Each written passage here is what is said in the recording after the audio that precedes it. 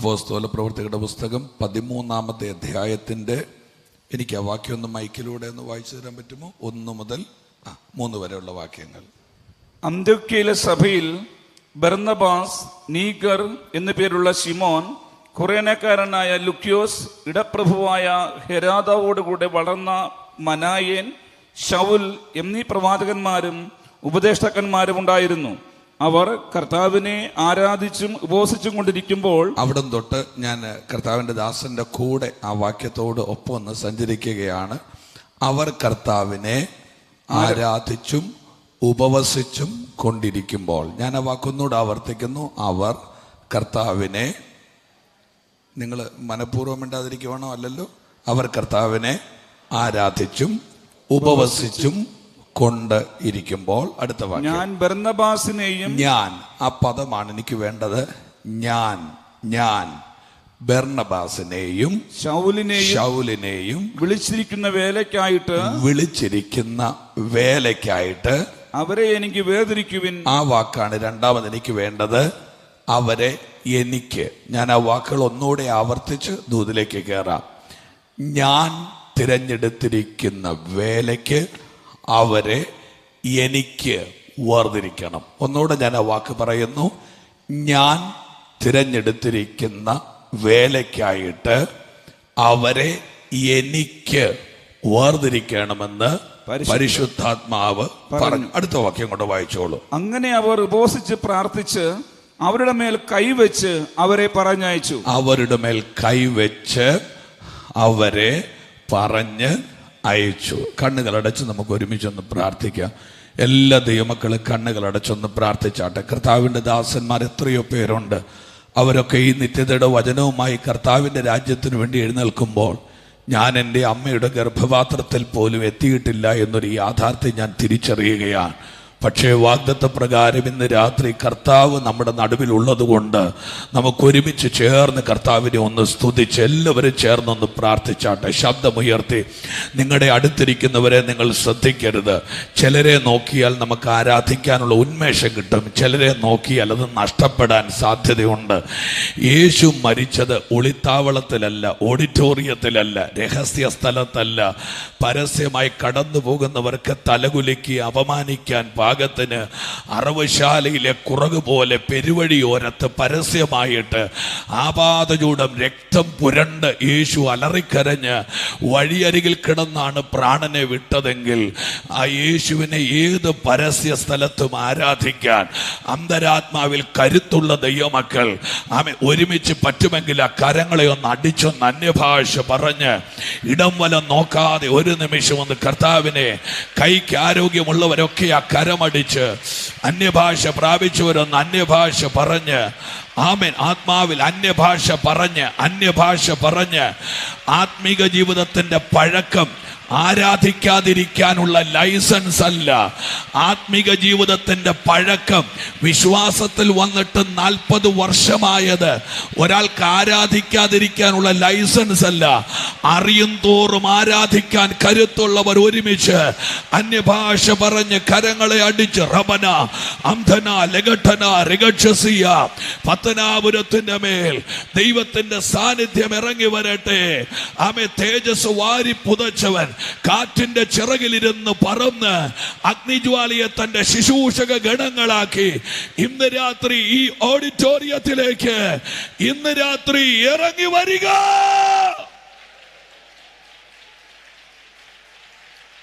പാതാളത്തിന്റെ വേലിയേറ്റങ്ങൾ ശാസിക്കപ്പെടട്ടെ.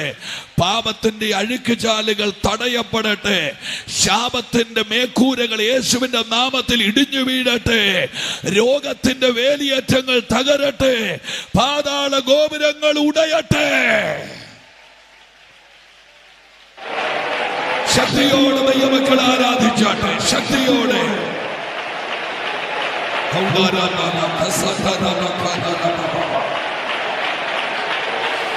യേശുവിന്റെ നാമത്തിൽ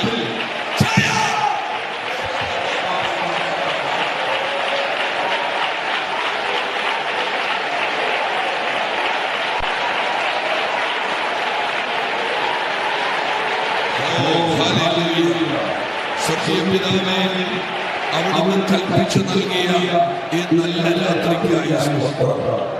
എളിയവരെ ക്രൂശിലേക്ക് മാറ്റി നിർത്തണം. അങ്ങയുടെ നാമം ഉയർത്തപ്പെടണം. യേശുവിൻ നാമത്തിൽ തന്നെ ചേർന്ന് കരമുയർത്തി കർത്താവിനൊരു ഹല്ലേലൂയ പറഞ്ഞാട്ടെ. ശബ്ദമുയർത്തി ശക്തിയോടെ ഹല്ലേലൂയ പറഞ്ഞാട്ടെ. അപ്പോസ്തല പ്രവൃത്തികളുടെ പുസ്തകത്തിലെ ഒരു വാക്യമാണ് ഇന്ന് രാത്രി കർത്താവ് നമുക്ക് നൽകിയത്. 4 സുവിശേഷ പുസ്തകങ്ങൾ യേശു കർത്താവിനെ കുറിച്ചുള്ള അനിഷേധ്യമായ വെളിപ്പാടാണ്. മറിയുടെ ഉദരം കടമെടുത്ത് ഉലകത്തിൽ വരുന്നു, കച്ചിമിച്ചം കിടക്കുന്ന കാലിത്തൊഴുത്തിൽ കിടന്ന് കളിക്കുന്നു, ദാരിദ്ര്യത്തിന്റെ പൊടിപുറക്കുന്ന നസറേത്തിൽ ഓടിക്കളിക്കുന്നു, 12-ാമത്തെ വയസ്സിൽ ഒരു ഗ്രാമം ഇടിഞ്ഞളകി പള്ളി പോയപ്പോൾ യെരൂശലേം ദേവാലയത്തിൽ പോകുന്നു, ന്യായപ്രമാണം പൗരോഹിത്യ വൃന്ദങ്ങളോട് യേശു പറയുന്നു. അടുത്ത 18 വർഷങ്ങൾ യേശുവിനെ ആരും കാണുന്നില്ല. പിന്നെ കിലോമീറ്ററുകൾ നടക്കുന്നു. 4600 അടി പൊക്കമുള്ള ലെബനൻ പർവ്വതത്തിന്റെ ഉച്ചപഴുത്തൊഴുകി വരുന്ന യോർദാന്റെ വെള്ളത്തിൽ യേശു സ്നാനപ്പെടുന്നു. പിശാച് കെട്ടഴിച്ചു വിട്ട പരീക്ഷണ പർവ്വതങ്ങളുടെ കൊമ്പൊടിക്കുന്നു. കല്ലിനോട് അപ്പമാകാൻ പറ, ഞാൻ വചനം കൊണ്ട് ജീവിച്ചോളാം. എത്ര സിമ്പിളായിട്ടാണ്. നമ്മളാണെങ്കിൽ ശാസിച്ച് ഫൽസിച്ച ഏറിയ മുഴുവൻ തകർക്കും. യേശു വളരെ സിമ്പിളായിട്ട് പിശാചിനോട് പറയുകയാണ്, അവൻ ഞാൻ വചനം കൊണ്ട് ജീവിച്ചോളാം. നീ കാണിക്കുന്ന കല്ല് അപ്പമാക്കി തിന്നിട്ട് ജീവിക്കേണ്ട ഗതികേട് ദൈവത്താൽ അയക്കപ്പെട്ട എനിക്കില്ല. ഞാൻ ജീവിച്ചോളാം, വചനം കൊണ്ട് ജീവിച്ചോളാം. എത്ര പേര് ആമേൻ പറയുന്നുണ്ട്? രണ്ടാമത്, അതൊന്നും എൻ്റെ വിഷയമല്ലാത്തത് കൊണ്ടാണ് ഞാൻ ഈ മുൻപോട്ട് പോകുന്നത്. രണ്ടാമത്, യേശുവിനെ കൂട്ടിക്കൊണ്ട് ദേവാലയ ഗോപുരത്തിന്റെ മേളിലോട്ട് പോയെന്ന കൂട്ടിക്കൊണ്ട് മേളിലോട്ട് പോയി. അപ്പൊ സാത്താൻ ഉയർത്തിക്കൊണ്ട് പോകും, സാത്താൻ കൂട്ടിക്കൊണ്ട് പോകും മേളിലോട്ട്. സാത്താൻ ഒരാളെ ഉയർത്തില്ലെന്ന് പറയരുത്, ഉയർത്തിക്കൊണ്ട് പോകും. പക്ഷെ മേളിൽ ചെന്നിട്ട് സാത്താൻ പറഞ്ഞ വാക്ക ഇനി ചാടിക്കോളാൻ പറഞ്ഞു. അപ്പോ സാത്താൻ ഒരാളെ ഉയർത്തുന്നത് ചാടിക്കാൻ വേണ്ടിയിട്ടാ, യേശു ഒരാളെ ഉയർത്തുന്നത് അവിടെ ഇരുത്താൻ വേണ്ടിയിട്ടാണ്. ഓ, നല്ല ഹല്ലേലൂയ പറഞ്ഞില്ല? ഹല്ലേലൂയ. ആമേൻ. മേളിൽ ചെന്നു പറഞ്ഞു ചാടിക്കോളാൻ പറഞ്ഞു. യേശു സാത്താനോട് പറഞ്ഞു ദൈവത്തെ പരീക്ഷിക്കരുത്. അതിന്റെ അർത്ഥം എന്നാണെന്നറിയാം? പച്ച മലയാളത്തിൽ പത്തനാപുരത്തിന് മനസ്സിലാകുന്ന ഭാഷ ഞാൻ പറഞ്ഞു തരാം. പിടിക്കുമോ എന്നറിയാൻ ഞങ്ങൾ ചാടി നോക്കുകയില്ല. ഞാനത് എത്ര പ്രാവശ്യം പറയേണ്ടി വരുമെന്ന് ദൈവത്തിനറിയാം. പിടിക്കുമോ എന്നറിയാൻ വേണ്ടി ചാടി നോക്കുകയില്ല. നീ തള്ളിയിട്ടോ പിടിച്ചോളും. പിടിക്കുമോ എന്നറിയാൻ ചാടി നോക്കിയാൽ അപ്പ പിടിക്കുകയല്ല. കാര്യം എന്നാണെന്നറിയാമോ? അപ്പന്റെ മോന്റെ ഇടയ്ക്ക് പരീക്ഷണമില്ല. കാര്യം അവൻ എൻ്റെ അപ്പനാണോ പിടിച്ചിരിക്കും.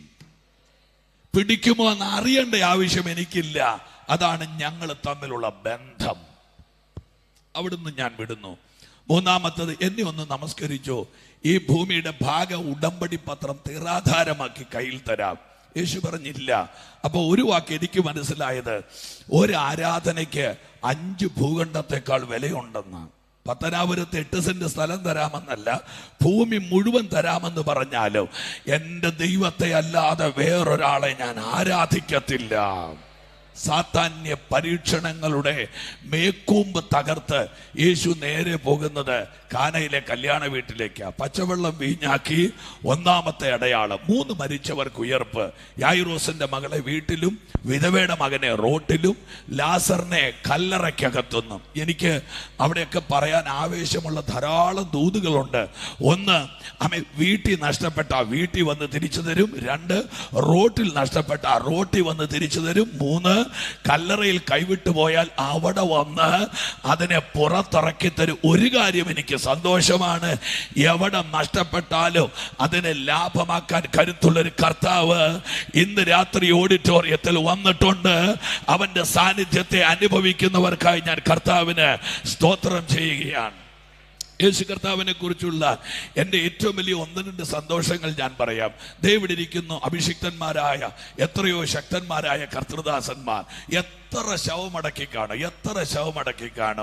എത്ര വിശുദ്ധന്മാരെ, വിശുദ്ധമതികളെ ഈ ഭൂമിയിൽ നിന്ന് യാത്ര അയച്ചു കാണും. അവസാനം ആ സെമിത്തേരിയുടെ വാതിൽക്കൽ ചെന്നേച്ച് ഒരു പിടി മണ്ണ് വാരി കൈപ്പിടിച്ചുകൊണ്ട് പറയുന്നത് ഓർക്കുന്നില്ലേ? നീയോ സഹോദര പോയി വിശ്രമിച്ചു കൊള്ളുക, കാലാവസാനത്തിൽ നിന്നെ ഓഹരി പ്രാപിപ്പാൻ എഴുന്നേറ്റ് വരിക. പക്ഷെ യേശു കർത്താവിന്റെ പ്രത്യേകത, യേശു കർത്താവ് ഒരു പെട്ടിപ്പുറത്തും മണ്ണിട്ടിട്ടില്ല. അതാ രസം. നിങ്ങൾ കണ്ടിട്ടുണ്ടോ യേശു എവിടെയെങ്കിലും പെട്ടിപ്പുറത്ത് സഹോദര പോയി വിശ്രമിച്ചോളാം ഇട്ടിട്ടില്ല. അപ്പോൾ ഒരു വാക്കിൽ എൻ്റെ സന്തോഷം പറയാം, യേശു അടക്കാൻ വന്നതല്ല, യേശു ഉയർപ്പിക്കാൻ വന്നതാണ്. അതിനൊക്കെ നല്ല ഹല്ലേലൂയ വേണേ പറയാമായിരുന്നു. ഹല്ലേലൂയ. എൻ്റെ പൊന്ന് പ്രിയപ്പെട്ടവരെ, ഞാനൊരു ഹൈന്ദവ കുടുംബത്തിൽ നിന്ന് വിശ്വാസത്തിൽ വന്നതാ. കർത്താവ് വിളിച്ചു എന്നുള്ള ഒറ്റ ധൈര്യം കൊണ്ട് ഈ പുസ്തകം പിടിച്ചുകൊണ്ടിറങ്ങിയതാ. നിങ്ങൾ വെറുതെ എന്നെ കണ്ണുമിഴിച്ച് നോക്കി പേടിപ്പിച്ച ഞാൻ പേടിക്കത്തേ ഉള്ളൂ. ഞാനൊരു ഭാഗമാണ്, എന്നെ ഈ സൈഡിൽ കൂടി അങ്ങ് വിട്ടേക്കണം. കർത്താവ് തന്ന 4 ദൂതും പറഞ്ഞേച്ച് ഒരവകാശവാദങ്ങളും ഇല്ലാതെ ഈ സൈഡിൽ കൂടി ഞാൻ അങ്ങനെ അങ്ങ് പൊക്കോളാം. നിങ്ങൾ കേൾക്കുന്ന ദൂതിനൊന്ന് സ്തോത്രം പറഞ്ഞ് എന്നോട് കൂടെ ഒന്ന് വരണം. ഹല്ലേലൂയ. ആമേൻ. ഞാൻ ഈ വചനം പ്രസംഗിക്കാൻ തുടങ്ങിയിട്ട് കൃപയാൽ ഇത് 28ാമത്തെ വർഷമാണ്. ഇപ്പോൾ ഇരിക്കുന്ന 8ാമത്തെ സഭയാണ്. ഇന്ന് വരെ കർത്താവ് നിർത്തി. നാളെയും കർത്താവ് വിശ്വസ്തനാണെന്ന് എൻ്റെ അന്തരാത്മാവിൽ ധൈര്യമുണ്ട്. അതുകൊണ്ട് ഒന്ന് പ്രാർത്ഥിച്ചുകൊണ്ട് എൻ്റെ കൂടെ ഒന്ന് വന്നാട്ടെ. 3 മരിച്ചവരെ ഉയർപ്പിച്ചു. ആമേ. 3 കുരുടന്മാർക്ക് കാഴ്ച കൊടുത്തു. ഒട്ടനവധി കുഷ്ഠരോഗികളെ തൊട്ട് സൗഖ്യമാക്കി. മുടന്തന്മാരെ പിടിച്ചെഴുന്നേൽപ്പിച്ച്. ഈ 4 സുവിശേഷങ്ങൾ ആർത്തിയോടെ വായിച്ചപ്പോൾ ഞാൻ കണ്ട കാര്യം, 1, ആരും തൊടാത്തവരെ യേശു തൊടുവെന്ന്. 2, ആരും മിണ്ടാത്തവരോട് യേശു മിണ്ടുവെന്ന്. 3, ആരും കിടക്കാത്ത വീട്ടിൽ പോയി യേശു കിടക്കുമെന്ന്. പത്തനാപുരത്തോട് ഞാൻ ഉറക്കെ പറയാം, അവഗണിക്കപ്പെട്ടവരെ പരിഗണിക്കുന്ന ഒരു ദൈവമുണ്ട്. ആ ദൈവത്തിന് മതമില്ല, ജാതിയില്ല, വർണ്ണമില്ല, വർഗമില്ല. ആ ദൈവത്തിന്റെ പേര് യേശു എന്നാണ്. ഹല്ലേലൂയ. ഒരിക്കൽ കൂടെ ഞാൻ പറയാം, അവഗണിക്കപ്പെട്ടവരെ പരിഗണിക്കുന്ന ഒരു ദൈവമുണ്ട്. ആ ദൈവത്തിന്റെ പേര് യേശു എന്നാണ്. ഹല്ലേലൂയ. വീടിന്റെ മുറ്റത്ത് വെച്ച് വിഷപ്പാമ്പിന്റെ കടിയേറ്റതാ എൻ്റെ അപ്പന്. ഞാൻ 2ാം ക്ലാസ്സിൽ പഠിച്ചുകൊണ്ടിരിക്കുമ്പോൾ 37 വർഷത്തിന് മുമ്പ് എൻ്റെ അപ്പന് പാമ്പ് കടിച്ച് ഒരു അലർച്ചയോടെ നിലം പൊത്തുന്നു. സന്ധ്യാസമയത്ത് നാമം ജപിക്കാൻ വേണ്ടി മുച്ചോട് കത്തിയ വിളക്കിന്റെ മുമ്പിൽ ഇരിക്കുക വല്യപ്പൻ. സന്ധ്യാസമയത്തുള്ള വിശദംശനം മരണകാരണമാണെന്ന് പറഞ്ഞ് മുച്ചോട് കത്തിയ നിലവിളക്കെടുത്ത് നെഞ്ചിനിടിച്ച് കൺമണി പിറകോട്ട് മലർന്ന് കണ്ണിന്റെ വെള്ളക്കരുവ് തെളിഞ്ഞു. ശ്വാസം വേഗതയിലായി. ബോധം കെട്ടന്റെ വല്യപ്പൻ വീടിന്റെ തിണ്ണയിൽ വീണു. നിങ്ങളൊന്ന് ഓർത്തു നോക്കിക്കേ, ഈ ദുരന്തം രംഗബോധമില്ലാത്തൊരു കോമാളിയാണ്. ഏത് മിനിറ്റില കണ്ടില്ലേ, അങ്ങ് സിറിയയില് രാവിലെ എഴുന്നേക്കാമെന്ന് ഓർത്ത് കിടന്നതാ, പക്ഷെ എഴുന്നേറ്റില്ല. വണ്ടി ഓടിച്ചു പോകുന്നവര് വീട്ടിൽ എത്താമെന്നോർത്താ പോയത്, എത്തിയില്ല. പാലം കിടക്കാൻ ഒരുങ്ങിയവര് അക്കരെ ചെല്ലാമെന്നോർത്താ തുടങ്ങിയത്, പക്ഷെ അക്കരെ ചെന്നിട്ടില്ല. ദുരന്തത്തിന് രംഗബോധമില്ല. മോനെ, എന്റെ വോക്കിൽ വേരിയേറ്റ് ചെയ്യരുത്, ഏതെങ്കിലും ഒരിടത്ത് വെച്ചേക്കണേ. ഹല്ലേലൂയ. നിങ്ങൾ നോക്ക്, ഒറ്റ മിനിറ്റ് കൊണ്ട് അപ്പനെ കോട്ടയം കാരിത്താസ്, വല്യപ്പനെ കോട്ടയം മെഡിക്കൽ കോളേജ്. ഞാൻ ഇന്നത്തെ പോലെ ഓർക്കുന്നൊരു കാര്യമുണ്ട്. അന്ന് ഞങ്ങളുടെ അടുപ്പത്ത് കഞ്ഞി വെട്ടി തിളയ്ക്കുന്നുണ്ടായിരുന്നു. രാത്രി 7:30 അപ്പന് പാമ്പ് കടിക്കുന്നത്. അപ്പൊ ഈ അടുപ്പത്ത് തിളയ്ക്കുന്ന കഞ്ഞി മനുഷ്യനെ കുടിപ്പിക്കുകയില്ലാത്ത ശാപങ്ങളുണ്ടാകും. ഇന്ന് രാത്രി എഴുതി വെച്ചോണോ, അതിനെ അഴിക്കാൻ കരുത്തുള്ളൊരു കർത്താവ് ഇന്ന് രാത്രി ഇവിടെ വന്നിട്ടുണ്ട്. ഒരു നല്ല ആമേൻ പറയാൻ പറ്റുമെങ്കിൽ പറ. ഹല്ലേലൂയ. കോട്ടയം കാരിത്താസിൽ എൻ്റെ അപ്പൻ, കോട്ടയം മെഡിക്കൽ കോളേജ് ICUവിൽ എൻ്റെ വല്യപ്പൻ, ജീവന്റെയും മരണത്തിന്റെ ഇടയ്ക്കുള്ള നൂൽപ്പാലത്തിൽ എൻ്റെ വല്യപ്പൻ സമരം അവസാനിപ്പിച്ചത് 5ാമത്തെ ദിവസം. കണ്ണ് തിരുമി അടച്ചു, താടി വട്ടം കെട്ടി, കെട്ടിപ്പൊക്കിയ പന്തലിൽ ഡെഡ് ബോഡി വെച്ചു. അനുശോചന പ്രവാഹം. വീടിന്റെ തെക്ക് ഭാഗത്ത് പച്ചമാവിന്റെ വിറക് വെട്ടിപ്പൂളി അടുക്കി ശരീരം ചിതയ്ക്കു കൊടുത്തു. ആളിക്കത്തിയ അഗ്നി ശരീരത്തെ വിഴുങ്ങി. 6 പച്ചവട്ടിക്കകത്ത് ചാരം കൊണ്ട് വെള്ളത്തിൽ ഒഴുക്കി. എൻ്റെ വല്യപ്പന്റെ ചിത ഉണങ്ങുന്നതിന് മുമ്പ് 18ാമത്തെ ദിവസം കാരിത്താസ് ആശുപത്രി എൻ്റെ അപ്പനെ ഉപേക്ഷിച്ചു. വൈദ്യശാസ്ത്രം കൈവിട്ട് വീട്ടിൽ വന്നവൻ, ജീവിക്കാൻ മാർഗമില്ലാത്ത എൻ്റെ അപ്പനും അമ്മയും കൂടെ 6 പ്രാവശ്യമാണ് ആത്മഹത്യക്ക് ഒരുങ്ങിയത്. ഇന്ന് രാത്രി ആരെങ്കിലും എന്നെ കേൾക്കുന്നുണ്ടെങ്കിൽ പറയാ, യേശുവിന് ഒരുത്തനെ ആവശ്യമുണ്ടെങ്കിൽ അവനെ മരണത്തിന് വിട്ടുകൊടുക്കുകയില്ല. ഒരു നല്ല ആമേൻ പറയാ. അവനെ മരണത്തിന് കൊടുക്കുകയില്ല. അവൻ മരണവാതിലോളം ചെല്ലും, പക്ഷെ അവിടുന്ന് അവനെ റീകളക്ട് ചെയ്യും. ആമേൻ. എല്ലാവരും കൈവിട്ടു. അപ്പന് സഹോദരങ്ങൾ, അമ്മയ്ക്ക് സഹോദരങ്ങൾ. ഞാൻ എല്ലാവരോടും പറയും, സ്നേഹമെന്ന വാക്ക് മുഖം മൂടി വെച്ചൊരു വ്യാജമാണ്. ആരോടാ സ്നേഹമുള്ളത്? ഇവിടെ സ്നേഹം ഉണ്ടായിരുന്നെങ്കിൽ 28 കുടുംബ കോടതിയിൽ ഈ കേരളത്തിൽ ഓരോ വർഷവും 50,000 ഡിവോഴ്സുകൾ എങ്ങനെയാണ് നടക്കുന്നത്? കല്യാണത്തിന് ആർഭാടം ഇല്ലാഞ്ഞിട്ടാണോ? മുത്തുവെച്ച ചുടുതാറ്, കല്ല് വെച്ച സാരി, കോഴിയുടെ കാല്, ആടിന്റെ കോല്, പിന്നെ പുഷ്പവൃഷ്ടി, വില കൂടിയ വലിയ പന്തല്. ഇവിടെ ഒന്നും ശരിയാകുന്നില്ലെന്നേ. ഇവിടെ നമ്മൾ കല്യാണത്തിന് കഴിച്ച കോഴിയുടെ കാല് നമ്മുടെ വയറ്റിൽ ചെല്ലുന്നതിന് മുമ്പ് ചെറുക്കനും പെണ്ണും കൂടെ കോടതിയുടെ വരാന്ത ചെല്ലുന്നുണ്ട്. കേസിന് വിധി വന്നത് 4,16,000. 2 ലക്ഷത്തിൽ ചെല്ലുവാനും കുഞ്ഞുങ്ങൾ ഇവിടെ അനാഥരാകുന്നുണ്ട്. ഞാൻ പറയുന്നത് നിങ്ങൾക്ക് മനസ്സിലാകുന്നുണ്ടോ? കറയില്ലാത്ത സ്നേഹം ഒരു സ്ഥലത്തേ ഉള്ളൂ, അത് യേശുവിന്റെ കാൽവറിയിലാണ്. അത് അനുഭവിച്ചിട്ടുള്ളവർ മാത്രം ആ കരം ഒന്ന് ശരിക്ക്. സ്നേഹത്തിന് ഈ ജോളി ചായ കൊടുത്താൽ അതിനകത്ത് സയനൈഡ് കാണും. ഉത്രയുടെ ഭർത്താവിന്റെ കയ്യിൽ ഇരിക്കുന്ന പൈപ്പിനകത്ത് പാമ്പ് കാണും. സഹായിക്കാമെന്ന്, ഇതൊക്കെ പത്രം വായിച്ചാൽ മതി. സഹായിക്കാമെന്ന് പറയുന്ന മന്ത്രവാദിയുടെ കയ്യിൽ കഴുത്ത് കണ്ടിക്കുന്ന കത്തി കാണും. ഇവിടെ സ്നേഹം വ്യാജമാണ്, കറയില്ലാത്ത സ്നേഹം. ഇങ്ങനെ നെഞ്ചോട് ചേർത്ത് പിടിച്ചിട്ട് നീ എൻ്റെ കുഞ്ഞാന്ന് പറയുന്ന സ്നേഹം ക്രൂശെ മാത്രമേ ഉള്ളൂ. അത് അനുഭവിച്ചവർക്കായി സ്തോത്രം. എല്ലാവരും കൈവിട് വിടപ്പെട്ട് അവസാനം ആ തകർന്ന വീടിനകത്തുനിന്ന് ഈ പണ്ട് സഭകൾക്കൊക്കെ ഈ ഔട്ട്റീച്ച് വർക്ക്, സുവിശേഷ പ്രവർത്തനം എന്ന് പറഞ്ഞൊരു പരിപാടി ഉണ്ടായിരുന്നു. അത് കേൾക്കുമ്പോൾ തന്നെ എന്നെ വല്ലാതെയാണ് നോക്കുന്നത്. പിന്നെ സുവിശേഷീകരണം എന്ന് പറഞ്ഞൊരു പരിപാടിയുണ്ട്. 2 ദൈവദാസന്മാർ ഞങ്ങളുടെ വീട്ടിൽ വന്നു. എൻ്റെ അപ്പനോട് പറഞ്ഞു, യേശു നിങ്ങളെ സ്നേഹിക്കുന്നു. എൻ്റെ അപ്പൻ തിരിച്ചു ചോദിച്ച ചോദ്യമാണ്, ദൈവങ്ങളില്ലാത്ത കുടുംബത്തിലല്ല ഞാൻ ജനിച്ചത്. ദൈവങ്ങൾ എന്നെ കൈവിട്ടപ്പോൾ ഇനി ക്രിസ്ത്യാനിയുടെ ദൈവത്തിന് എന്നെ വേണോ? അന്നാണ് ഒരു സത്യം ഞങ്ങൾ അറിയുന്നത്. യേശു ക്രിസ്ത്യാനിയുടെ ദൈവമല്ല, യേശു മാനവകുലത്തിന്റെ ദൈവമാണ്. ഹല്ലേലൂയ. ഇതൊക്കെ വിശ്വാസികളോട് പറയേണ്ട കാര്യമില്ലെന്നറിയെങ്കിലും സുവിശേഷകനായതുകൊണ്ട് അറിയാതെ പറഞ്ഞു പോവുക. അന്ന് രാത്രി 200 രൂപയുടെ ഒരു പ്ലാസ്റ്റിക് കസേരയിൽ എൻ്റെ അപ്പനെ ഇരുത്തി ചുമന്നോണ്ട് കണ്ടത്തിക്കൂടെ അവർ പ്രാർത്ഥനയ്ക്ക് പോയി. ചുമന്നോണ്ട് പ്രാർത്ഥനയ്ക്ക് പോയി. അന്ന് രാത്രി 19,000 ഹൈന്ദവ കുടുംബങ്ങൾ തിങ്ങിപ്പാർക്കുന്ന ഒരു നാട്ടിൽ ആരും അറിയാതെ പെട്രോമാക്സിന്റെ അരണ്ട വെളിച്ചം മുഖത്ത് തട്ടാതെ ഇരുട്ടത്തിരുന്ന് യോഗം കൂടിയ എൻ്റെ അപ്പനെ ഇരുട്ട് പോലും മറവല്ലാത്ത തമ്പുരാൻ അന്ന് രാത്രി തൊട്ടു. അങ്ങോട്ട് എടുത്തോണ്ട് പോയ എൻ്റെ അപ്പൻ ഇങ്ങോട്ടും നടന്നു വന്നു. കഴിഞ്ഞ 37 വർഷമായി ഞങ്ങളുടെ കുടുംബം യേശുവിനെ പ്രസംഗിക്കുകയാ. എൻ്റെ വീട്ടിൽ ഉപദേശിമാർ 5 എണ്ണം ഉണ്ട്. ഇന്ന് രാത്രിയിൽ ഞാൻ വിശ്വസിക്കുന്നു, അത്ഭുതങ്ങളുടെ ദൈവം ഈ ഓഡിറ്റോറിയത്തിൽ വന്നിട്ടുണ്ട്. ഹല്ലേലൂയ. അങ്ങനെ ഈ സുവിശേഷ പുസ്തകങ്ങൾ യേശുവിനെ കുറിച്ചുള്ള അനിഷേധ്യമായ വെളിപ്പാടാണ്. എന്നാൽ നേരെ അപ്പോസ്തല പ്രവൃത്തിയിലേക്ക് കയറുകയാണ്.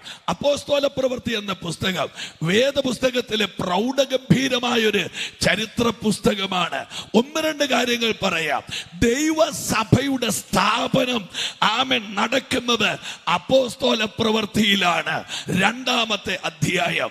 അന്യഭാഷാ ഭാഷണം സഭയ്ക്ക് കിട്ടുന്നത് അപ്പോസ്തല പ്രവൃത്തിയിലാണ്.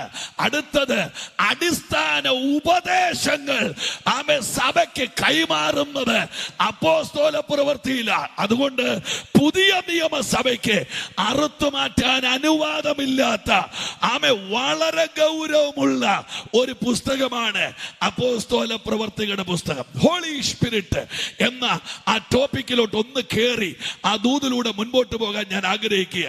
ദയവായിട്ട് നിങ്ങൾ പ്രാർത്ഥിച്ചുകൊണ്ട് എന്നോട് കൂടെ വന്നാട്ടെ. 151 വാക്യങ്ങൾ.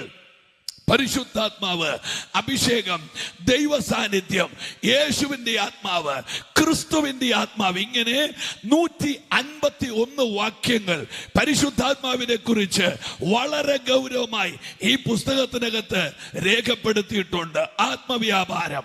മൂലഭാഷയിൽ ശ്രദ്ധിക്കണേ, 2 പദങ്ങളാണ് ആത്മവ്യാപാരത്തിന് കൊടുത്തിരിക്കുന്നത്. 1-ാമത്തെ പദം എൻ എന്ന് പറയുന്ന ഒരു വാക്കാണ്. എൻ എന്ന വാക്കിന്റെ അർത്ഥം വൃത്തത്തിന്റെ ഉള്ളിൽ, പാത്രത്തിന്റെ ഉള്ളിൽ, കൈക്കുള്ളിൽ, തലയ്ക്കുള്ളിൽ, ഉള്ളിൽ, അകത്ത് എന്നർത്ഥം വരുന്ന വാക്ക് എൻ. 2-ാമതൊരു വാക്കുണ്ട് എപ്പി എപ്പി എന്ന വാക്ക് വീടിന്റെ മേളിൽ, ഓഡിറ്റോറിയത്തിന്റെ മേളിൽ, തലയ്ക്ക് മേളിൽ. എന്നെ ശ്രദ്ധിച്ചോണം, പരിശുദ്ധാത്മാവ് ഒരാളുടെ രണ്ട് മേഖലകളിൽ വ്യാപരിക്കും. ഒന്ന്, ഒരുത്തന്റെ മേൽ വ്യാപരിക്കും. രണ്ട്, ഒരുത്തന്റെ ഉള്ളിൽ വ്യാപരിക്കും. ഒന്നുകൂടെ പറയാം, ആത്മാവ് ഒരുത്തന്റെ മേൽ വ്യാപരിക്കും, ഒരുത്തന്റെ ഉള്ളിൽ വ്യാപരിക്കും. ആമേൻ. ഈ രണ്ടിനും ധാരാളം തെളിവ് ബൈബിളിലുണ്ട്. എവിടെയാണ് ആത്മവ്യാപാരം മേൽ വരുന്നത്?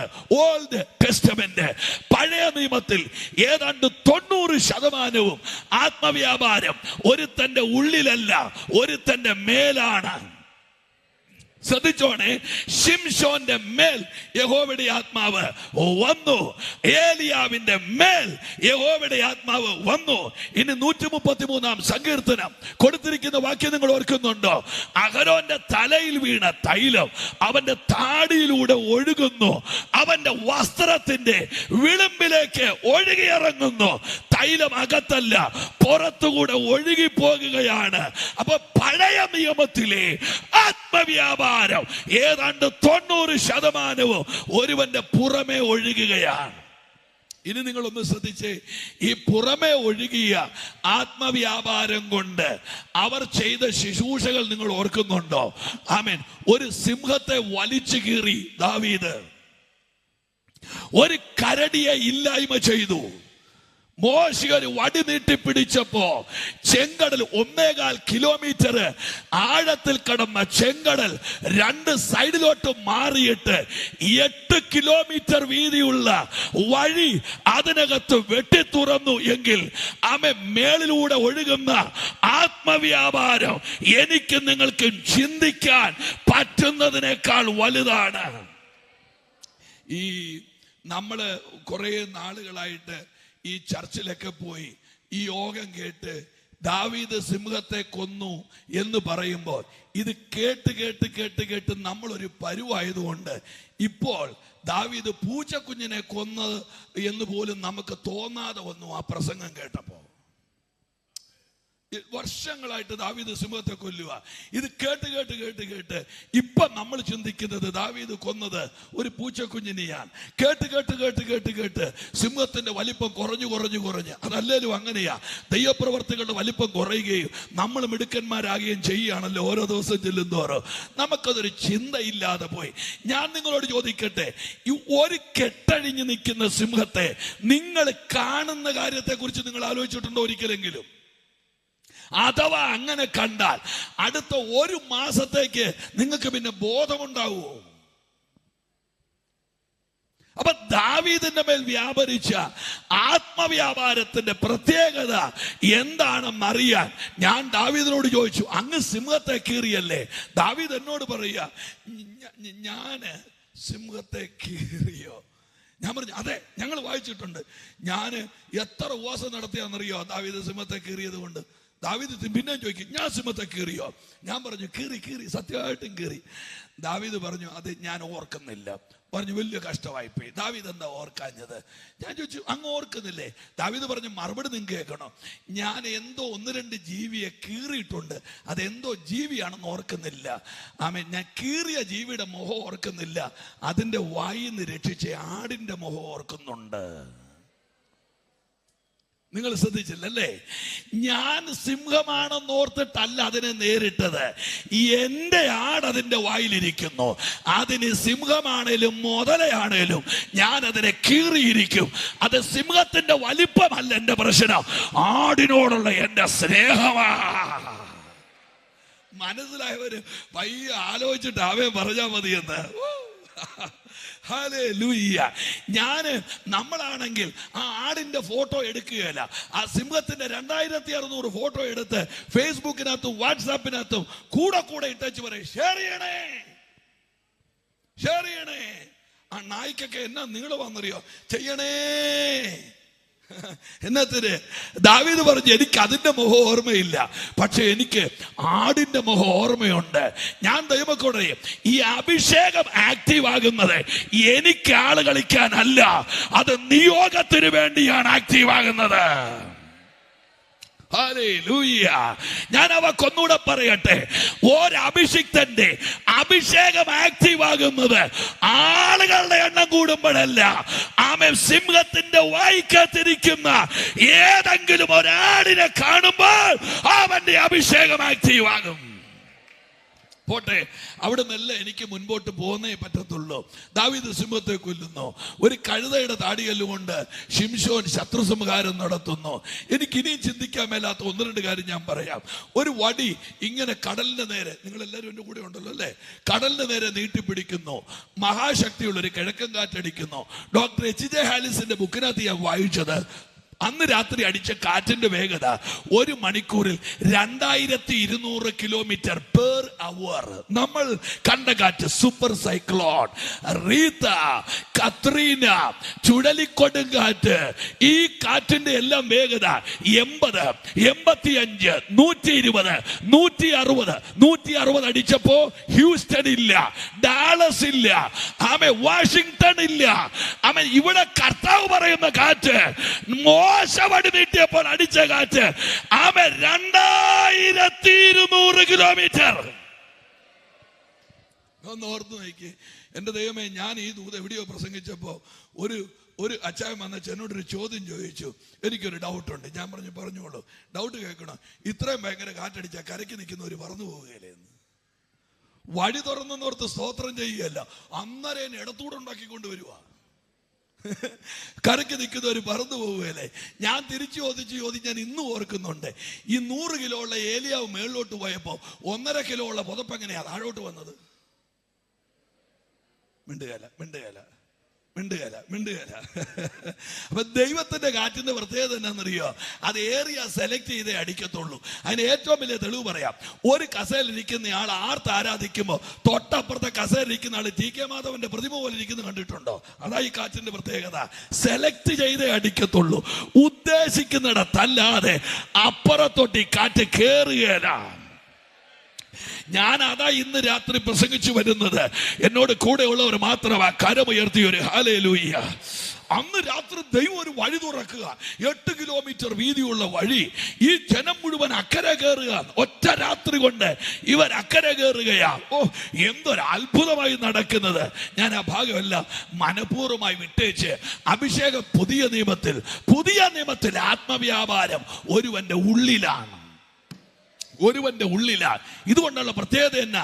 മുഴ മാറ്റാം, കുഴ നേരെയാക്കാം. എന്നോട് ക്ഷമിച്ചേക്കണം. അല്ല, പാപത്തെക്കുറിച്ചും നീതിയെക്കുറിച്ചും ന്യായവിധിയെക്കുറിച്ചും ആ കരമൊന്ന് ഉയർത്തിപ്പിടിച്ചോ രാമയം പറയാമെങ്കിൽ ഞാൻ ദൈവമക്കളോട് പറയാം, നാടലക്ക് ശുശ്രൂഷിച്ചിട്ടും പാപത്തെക്കുറിച്ച് ബോധമില്ലെങ്കിൽ, ന്യായവിധിയെക്കുറിച്ച് ബോധമില്ലെങ്കിൽ,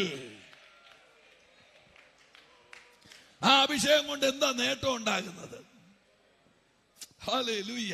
അപ്പൊ പുതുനിയമത്തിൽ ആത്മവ്യാപാരം ഫോക്കസ് ചെയ്തത് ഒരു ഉപദേശിയെ കൊണ്ട് മിറക്കിൾ ചെയ്ത് അയാളെ വൈറലാക്കാനല്ല, ഒരുവനെ നിത്യതയിലെത്തിക്കാനാണ് ആത്മവ്യാപാരം ശ്രമിച്ചത്. ഹല്ലേലൂയ. ഈ സ്തോത്രം കിട്ടാൻ വേണ്ടി ഞാൻ പ്രസംഗിക്കുമായിരുന്നു ഒരു കാലഘട്ടത്തിൽ. ഇപ്പം ഞാൻ ആ പരിപാടി ഉപേക്ഷിച്ചിട്ട് കുറേ നാളായി. നിങ്ങൾക്ക് വേണേൽ പറഞ്ഞാൽ മതി, പറ്റുന്നെങ്കിൽ പറഞ്ഞാൽ മതി. എൻ്റെ അകത്തുള്ള ദൂത് മഷി പടരാതെ ഞാൻ നിങ്ങളോട് പറയും. നിങ്ങൾ കൈയടിച്ചാൽ ഞാൻ നാളെ രാവിലെ സെൻട്രൽ പാസ്റ്റർ ആകുകയല്ല, വെറുതെ ഇരുന്നാൽ ഞാൻ പിന്മാറ്റത്തിനും പോവുകയല്ല. ഇതിങ്ങനെ പറഞ്ഞുകൊണ്ടേയിരിക്കും. ഹല്ലേലൂയ. എന്നോട് കൂടെ വരണേ. ഈ ദൂതിനകത്തോട് കയറി വരണം. ഒരാളെ നിത്യതയിൽ എത്തിക്കുക, ഇതാണ് ഇവിടുത്തെ വിഷയം.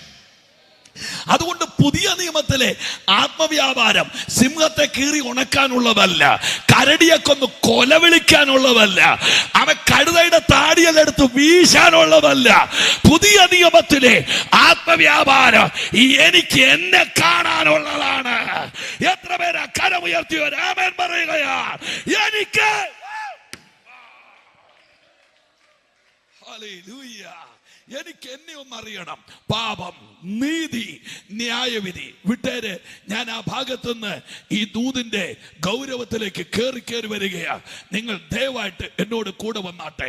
ഈ ബൈബിളിലെ പ്രസംഗത്തിൽ എന്നെ ഏറ്റവും കൂടുതൽ ഒരു സ്പീക്കർ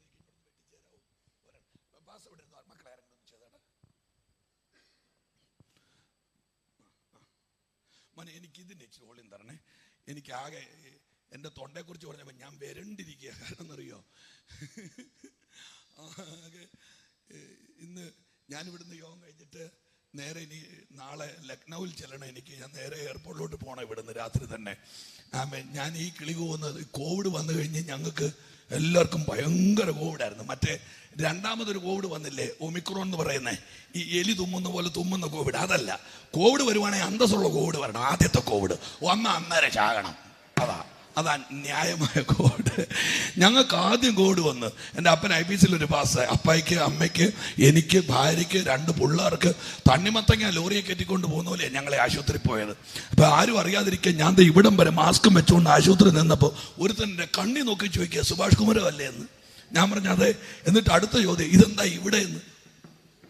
ഞാൻ പറഞ്ഞു ഈ കൊറോണയുടെ വൈറസ് ഇങ്ങോട്ട് വന്നപ്പോൾ പാസ്റ്ററാന്നുള്ള കാർഡ് കാണിക്കാൻ മറന്നുപോയെന്ന് പറഞ്ഞു. അല്ല പിന്നെ ഞാൻ എന്നാ പറയാ, അന്നോട്ട് ത്രോട്ടിലേക്ക് നിങ്ങൾ എന്നോട് കൂടെ ഒന്ന് വന്നാട്ടെ കേട്ടോ. സന്തോഷത്തോടെ കര ഉയർത്തി ഹല്ലേലൂയ. എൻ്റെ പ്രഭാഷണ ജീവിതത്തിൽ ഒരു പാസ്റ്റർ, ഒരു നോർമൽ ബിലീവർ, ഒരു പെന്തിക്കോസുകാരൻ മീശ പിടിച്ച് കാതും കഴുത്തും പറിച്ച് കലക്ക വെള്ളത്തിൽ മുങ്ങി നാട് വിട്ട് വീട് വിട്ട് നാമധേയ കൂട്ടം വിട്ട് ആരാധനയ്ക്കായിട്ട് ഇറങ്ങിയ സിയോൻ സഞ്ചാരി എന്ന അപരനാമം എടുത്ത ഒരു പാവം എൻ്റെ മേൽ ഏറ്റവും വെപ്രാളം പിടിച്ച് കിടക്കുന്ന ഒരു അധ്യായമുണ്ട് ബൈബിളിൽ. അത് മത്തായി 25. What is Christianity? എന്താണ് ക്രിസ്ത്യാനിറ്റി? മറുപടി ഇത്രയേ ഉള്ളൂ, വളരെ സിമ്പിളാണ്. മണവാളന്റെ മണിയറയിലേക്കുള്ള മണവാട്ടിയുടെ യാത്രയാണ് ക്രിസ്ത്യാനിറ്റി. എന്നെ കേട്ടവര് മാത്രമല്ല, ആമേൻ. മണവാളന്റെ മണിയറയിലേക്കുള്ള ഒരു മണവാട്ടിയുടെ യാത്രയുടെ പേരാണ് ക്രിസ്ത്യാനിറ്റി. അതുകൊണ്ടാണ് ക്രിസ്ത്യാനിറ്റി വാർക്കക്കെട്ടിടത്തിലല്ല, ക്രിസ്ത്യാനിറ്റി വഴിയിലാണ്.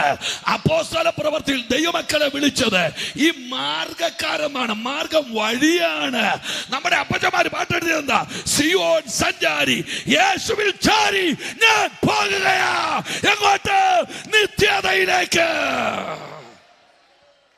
ക്രിസ്ത്യാനിറ്റി വാർക്കക്കെട്ടിടങ്ങളിൽ ഒതുങ്ങിപ്പോയി. സഭയുടെ വലിപ്പം, സ്ക്വയർ ഫീറ്റ്, കസാരയുടെ നിറം, അതിനടുത്തിരിക്കുന്ന റെഡ് കാർപ്പറ്റ്, വില കൂടിയ ഫാന്, അവിടെ പ്രൊജക്ടർ, അവിടെ ഇതൊന്നും വേണ്ടെന്ന് ഞാൻ പറഞ്ഞില്ല.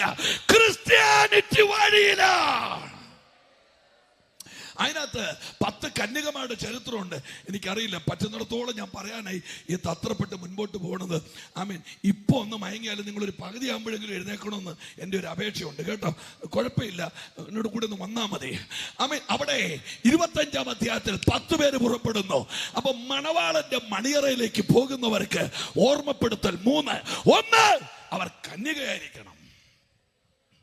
ഹല്ലേലൂയ. ദേവദാസന്മാർ എൻ്റെ ഒപ്പം ഉണ്ടോ? എന്നെ കൈവിട്ടോ? ഇല്ലല്ലോ. കന്യകയായിരിക്കണം. 2, എക്സോഡസ്, പുറപ്പാട്, പുറപ്പെട്ടവരായിരിക്കണം. 3, എണ്ണ വിളക്കിലും പാത്രത്തിലും ഉള്ളവരായിരിക്കണം. അല്ലലിയ പറഞ്ഞിട്ടെന്ന് പോയാ മതി, അല്ല കളിയായി. 1, കന്യക. എന്താ അതിന്റെ അർത്ഥം? പുരുഷൻ തൊടാത്തവൾ. എന്താ അതിന്റെ അർത്ഥം? കോംപ്രമൈസ് ഇല്ലാത്ത വിശുദ്ധ ജീവിതം. മണവാളന്റെ അടുക്കലേക്കാണോ പോകുന്നത്? ഞങ്ങൾക്കൊരു പാസ്റ്ററുണ്ട്, അയാൾ എപ്പ കുറിവൊക്കെ എടുത്തു അങ്ങ് ഭയങ്കര വിശുദ്ധനാമ പുള്ളിയുടെ ചിന്ത. ഇങ്ങനെയൊക്കെ പറഞ്ഞ് കമന്റ് പാസ്സാക്കുകയല്ലേ? കമന്റ് പറയേണ്ട പ്രിയപ്പെട്ടവരെ. അദ്ദേഹത്തിന്റെ കുഴപ്പമല്ല, ഈ പുസ്തകത്തിന് വിശുദ്ധി എന്ന കാര്യത്തിൽ കോംപ്രമൈസ് ഇല്ല. എത്ര പേര് ആമേൻ പറയുന്നുണ്ട്? മണവാളന്റെ അടുത്തോട്ടാണ് പോകുന്നത്. വിശുദ്ധ ജീവിതം അനിവാര്യമാണ്. സന്തോഷത്തോടുകൂടെ ഒരു ആമേൻ പറഞ്ഞാട്ടെ. കാലത്തിനൊത്ത് പാപത്തിന്റെ പേക്കൂത്തുകളിലേക്ക് ദൈവസഭ ഇറങ്ങിപ്പോകരുത്. അനാചാരങ്ങളിലേക്ക് ദൈവമക്കൾ ഇറങ്ങരുത്. കാര്യം എന്നാ? കോംപ്രമൈസ് ഇല്ലാത്തത് കൊണ്ടാ. ഹല്ലേലൂയ. വിശുദ്ധ ജീവിതത്തിൽ കോംപ്രമൈസ് ഇല്ല. നിങ്ങളൊന്ന് ഓർത്ത് നോക്കിക്കേ. ഒട്ടുപാല് മെറ്റിലിനകത്തിട്ട് കൊണ്ട് ഉണങ്ങി വെച്ച് മെറ്റിലും ഒട്ടുപാലും കൂടെ ഒരുമിച്ച് കൊണ്ട് തൂക്കാൻ പോകുമ്പോഴേ നമുക്കറിയാം ഈ ഒട്ടുപാലിനകത്ത് മെറ്റിലുണ്ടെന്ന്.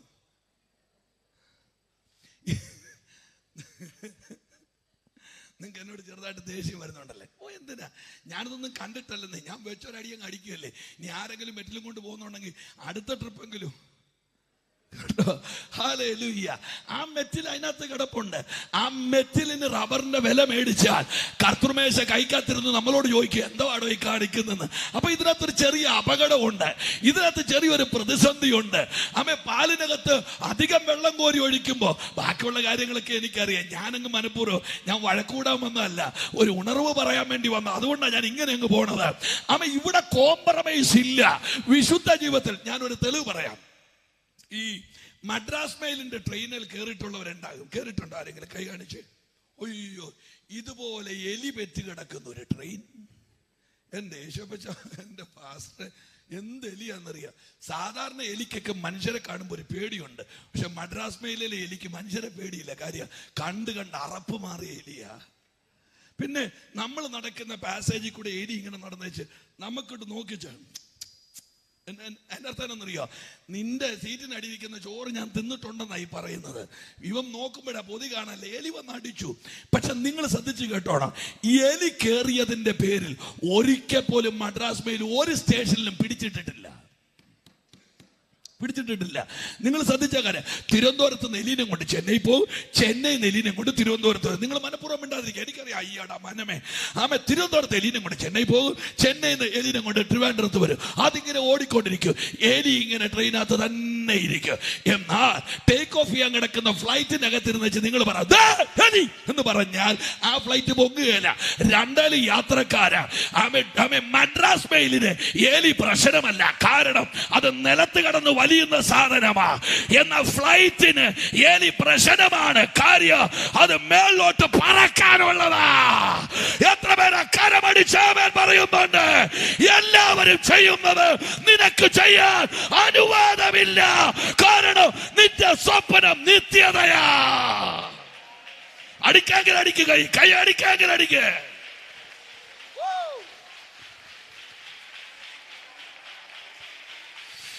ശക്തിയോടെ ദൈവസഭകളുടെ വിശുദ്ധിയെ അപഹരിക്കാൻ പിശാച് നടത്തുന്ന വെല്ലുവിളികൾ ശാസിക്കപ്പെടട്ടെ.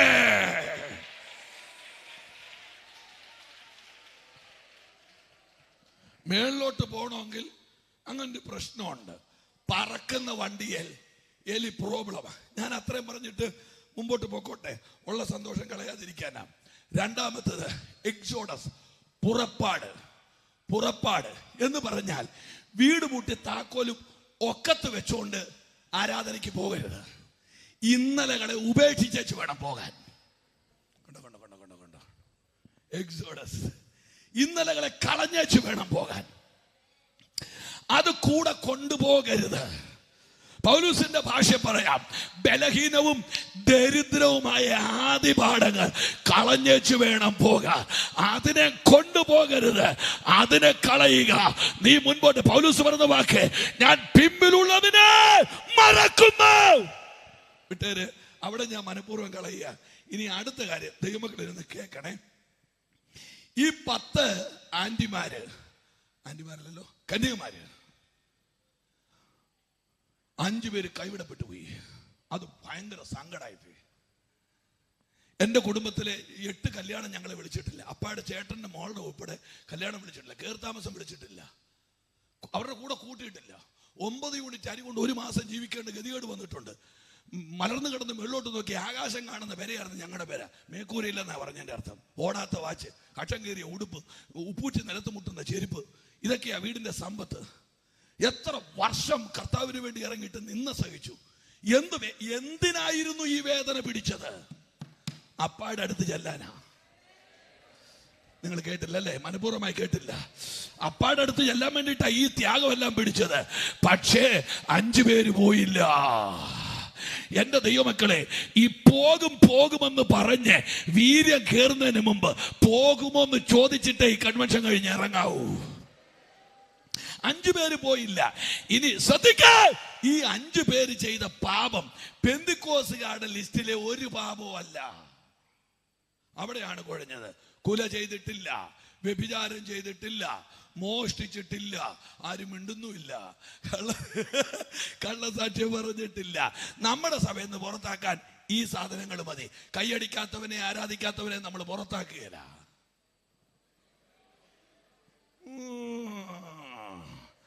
കൈയടിക്കാത്തവനെ കാര്യം ഡോളർ വരാനുണ്ട്, പൗണ്ട് വരാനുണ്ട്, ദിനാറ് വരാനുണ്ട്, പിന്നെ ദിർഹം വരാനുണ്ട്. സ്വത്രാഴ്ച പാത്രത്തിൽ കാശ് വീഴുന്നെങ്കിൽ കൈയടിച്ചില്ലല്ലോ, എന്താ കുഴപ്പം? എന്താ കുഴപ്പം? ഇനി പറയും, ഇനി മേലെ അവനെ വിളിക്കരുതെന്ന് പറയുവേ കേട്ടോ. അപ്പച്ചൻ വിളിച്ചോ, അപ്പച്ചൻ ഞാൻ വരാം കേട്ടോ. ഞാൻ അപ്പച്ചനെ ബലപ്പെടുത്തി. ഹല്ലേലൂയ. ഇവിടെ കുല ചെയ്തവനെയൊക്കെ നമ്മൾ പുറത്താക്കി, മോഷ്ടിച്ചവനെ ഒക്കെ നമ്മൾ പിടിച്ചു. ഞാൻ പലപ്പോഴും ഓർക്കാറുണ്ട്, വലിയ വലിയ പാപം ചെയ്തവരെയൊക്കെ നമ്മൾ ചർച്ചയിൽ നിന്ന് പുറത്താക്കി. പക്ഷെ തമ്മി മിണ്ടാതെ കർത്തൃമേശ എടുക്കുന്ന അമ്മാമ്മമാരെ ഇപ്പോഴും അകത്ത് വെച്ചിരിക്കുക നമ്മള്.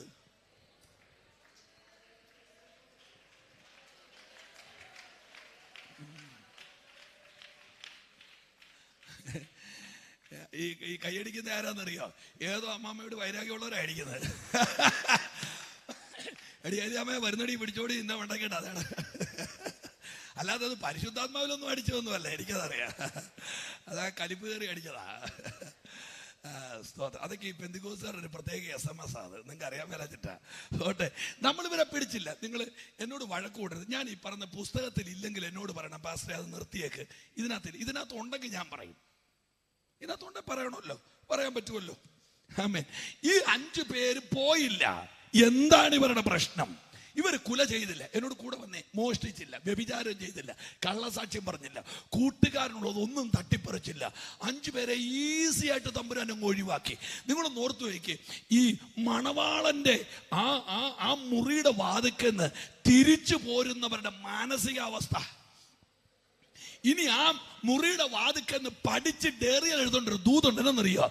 ഈ അകത്ത് കയറുന്ന 5 പേർക്ക് സഹായിക്കാൻ മേലാത്ത സ്ഥലമായത്. ആരോട് പറയാനാ? ഹല്ലേലൂയ. ഈ അകത്ത് കയറുന്ന 5 പേരോട് എണ്ണ ചോദിച്ചപ്പോ അവര് പറഞ്ഞറിയോ? വിൽക്കുന്നവരോട് പോയി എന്ന് പറഞ്ഞ, എടാ കൈയടിക്കടാന്ന് പറഞ്ഞപ്പോ നീ നിലാവത്തെ കോഴി പോലെ ഇരുന്നില്ലേ യോഗത്തിന്?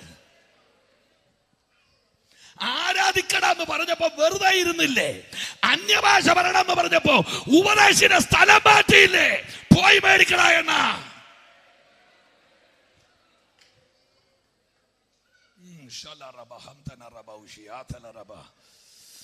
5 പോയില്ല. ഇനി ആ 5 ചേച്ചിമാരോട് ചോദിച്ചിട്ട് ആ കാര്യം ഒന്ന് മനസ്സിലാക്കി ഞാൻ ദൂതന്റെ ഗൗരവത്തിലേക്ക് വരാം. എന്താ നിങ്ങൾ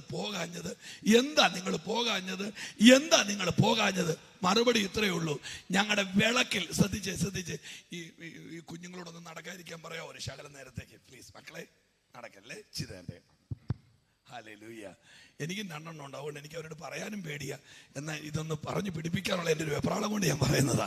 ഹല്ലേലൂയ. കൈ ഉയർത്തി രാമൻ പറഞ്ഞാട്ടെ. എന്താ നിങ്ങൾക്ക് പറ്റിയത്? അവർ പറയും, ഞങ്ങളുടെ വിളക്കിനകത്ത് എണ്ണ ഉണ്ടായിരുന്നു. എണ്ണയില്ലായ്മയല്ല ഇവിടുത്തെ പ്രശ്നം, പാത്രത്തിൽ എണ്ണയില്ലെന്നുള്ളതാ. അതിന്റെ അർത്ഥം എന്നാന്നറിയാമോ? നിങ്ങൾ പറയുന്നത് എന്നാന്നറിയോ? നിങ്ങൾ നല്ല എല്ലാവരും പറയുന്നത് എന്നാന്നറിയോ? ഈ ക്യാമറക്കാരനോട് ക്ഷമിക്കണേ, ഞാൻ അവരെന്റെ പുറകെ നിന്ന് മനസ്സിൽ പ്രാകും, ഇവനെവിടെയെങ്കിലും അടങ്ങിയിരിക്കാൻ മേലെന്ന്. ഈ 5 പേരുടെ പ്രശ്നം എന്നാന്നറിയോ? വിളക്കിലെ എണ്ണ കൊണ്ട് കേറാമെന്ന് ചിന്തിച്ചിടത്താ തെറ്റിയത്.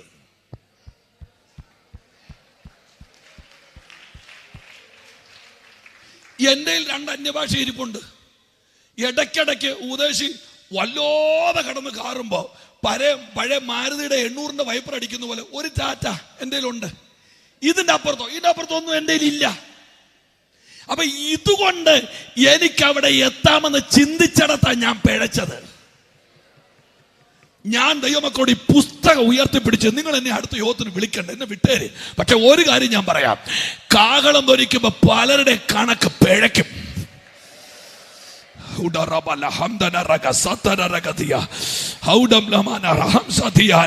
വെള്ളസാരി നിത്യതയുടെ യോഗ്യതയല്ല. കാതും കഴുത്തും പറിച്ചതൊരു യോഗ്യതയുടെ മാനദണ്ഡമല്ല. മീശ വടിച്ചതൊരു മാനദണ്ഡമല്ല. വെള്ളക്കാരൊരു കരമടിച്ചോണ്ട് എത്ര പേര് പറയൂ, ഒരു തലമുറ ഈ എണ്ണ സൂക്ഷിക്കട്ടെ.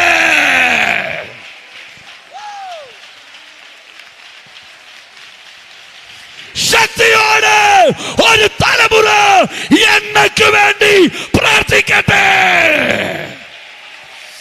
പത്തനാപുരം AG സെന്റർ എണ്ണയ്ക്ക് വേണ്ടി പ്രാർത്ഥിക്കട്ടെ.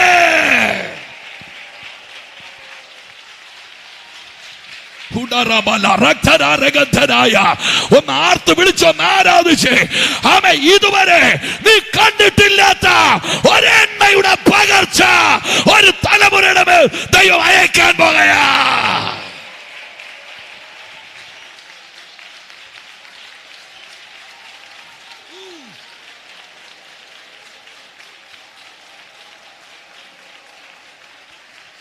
പാസ്റ്ററെ, നമുക്ക് തമ്മിൽ ഒരു മിനിറ്റ് ഒന്ന് സംസാരിക്കാം. ഈ കോരഹദാദാം അബീരാം ഓൻ എന്നൊക്കെ പറയുന്നവര് ദൈവസഭയിൽ കുറച്ച് പ്രാവീണ്യമുള്ള ആളുകളും ഇച്ചിരി അത്ര മതിയില്ലേ, അവരെ പിശാച് തന്ത്രപൂർവം അഭിഷിക്തന്മാർക്കും അഭിഷേകത്തിനും എതിരാക്കി. ഞാൻ ഒന്നുകൂടെ പറയട്ടെ, ഈ പെന്തക്കോസ്തിന്റെ ശക്തി അനുഭവിച്ച ഒരു സെറ്റ് ആളുകളെ പിശാച് അഭിഷേകത്തിന് എതിരാക്കി, അഭിഷിക്തന്മാർക്ക് എതിരാക്കി, ആത്മവ്യാപാരത്തിന് എതിരാക്കി, രോഗശാന്തിക്ക് എതിരാക്കി, ആമൻ നൃത്തം ചെയ്ത് ദൈവത്തെ ആരാധിക്കുന്നതിന് എതിരാക്കി, അന്യഭാഷ പറഞ്ഞവർക്ക് എതിരാക്കി. എന്നിട്ട് ഇവരെ കൊണ്ട് അഭിഷിക്തന്മാരുടെ യുദ്ധം ചെയ്യിച്ചു. വേണ്ട, ഈ ചർച്ചിൽ ആരാധന വേണ്ട, പാസ്റ്റർ വേണ്ടെന്ന് വെച്ചു. കാര്യം എന്നറിയോ, 3 പിള്ളേരെ കൊണ്ട് മാനന്തവാടി താമസിക്കുന്നതിനൊക്കെ നല്ലത് പത്തനാപുരത്ത് താമസിക്കുന്നതല്ലേ. ഇനി എങ്ങനെ ഞാൻ പറഞ്ഞു കൊടുക്കുന്നത്? അവര് സ്തോത്രം, ഈ 3 പീക്കിരി കുഞ്ഞുങ്ങളെ കൊണ്ട് മാനന്തവാടിക്ക് സ്ഥലം മാറുന്നതിനേക്കാൾ നല്ലത് പത്തനാപുരത്ത് താമസിക്കുന്നല്ലേ. അതുകൊണ്ട് പുള്ളി തീരുമാനിച്ചു, ഞാൻ വീട്ടിൽ ഒറ്റയ്ക്കിരുന്ന് കൈയടിച്ചോളാം, ചർച്ച വേണ്ടെങ്കിൽ വേണ്ടെന്നേ. അപ്പൊ ഒരു തലമുറയെ പിശാച് തന്ത്രരൂപേണ കീ കൊടുത്തു. പാട്ടുകാരെല്ലാരും കേട്ടോണം കേട്ടോ. കീ കൊടുത്തേച്ച് അഭിഷേകത്തിനെതിരാക്കി, ആരാധനക്കെതിരാക്കി, ആത്മസാന്നിധ്യത്തിനെതിരാക്കി. പിശാച് സഭയ്ക്കകത്ത് കയറി തലമൂത്ത 10 എണ്ണത്തിനെ പിടിച്ചപ്പോ ആത്മാവ പെരക്കകത്ത് കയറി ആ വീട്ടിലെ പിള്ളേരെ പിടിച്ചു പറഞ്ഞു, നിങ്ങൾ ആരാധിക്ക്, നിങ്ങൾ നോക്ക്. അപ്പന്മാർ അഭിഷേകത്തിനെതിരെ നിൽക്കുമ്പോ കോരപുത്രന്മാർ ആത്മാവിനെ ആരാധിക്കുകയാ. നിങ്ങൾ എഴുതി വെച്ചോ, ഒരു തലമുറ പെന്തക്കോസ്തിനകത്ത് എഴുന്നേറ്റ് വരാൻ പോകയാ. കരമടിക്ക്. പിശാചിന് തടയാൻ കഴിയാത്ത, പിശാചിന് തൊടാൻ കഴിയാത്ത ആത്മസാന്നിധ്യത്തെ അംഗീകരിക്കുന്ന ഒരു തലമുറ. ആമേ, കൈ അടിക്കാമെങ്കിൽ അടിക്കുക. സാന്നിധ്യം ചുമക്കുന്ന, വെളിപ്പാട് ചുമക്കുന്ന, അഭിഷേകം ചുമക്കുന്ന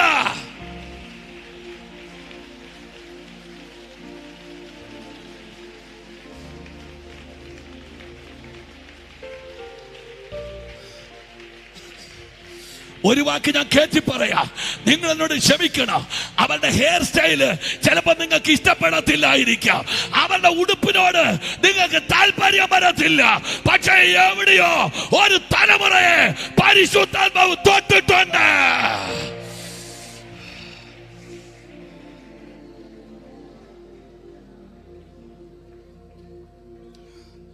റിസൾട്ട് ഞാൻ പറയാം. എതിരെ നിന്നവര് ഭൂമിക്കടിയിൽ, അഭിഷേകത്തിന് നിന്നവർ ആലയത്തിൽ. ഇതിൽ കൂടുതൽ എന്നാ പറയാൻ? എതിരെ നിന്നവര് മണ്ണിനടിയിലാ. ആത്മാവിനെ, എന്റെ പൊന്നു പ്രിയപ്പെട്ടവരെ, കുഞ്ഞുങ്ങളെ, അഭിഷേകത്തിന് വേണ്ടി നിൽക്കൊരു തലമുറ നാണം കെട്ട് ആരാധിച്ചോ, നൃത്തം ചെയ്തോ, കൈയടിച്ചോ, തുള്ളിക്കോ.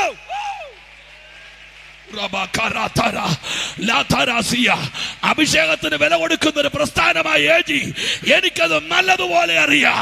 അവ ഇന്ന് രാത്രി കയറി പിടിക്ക്.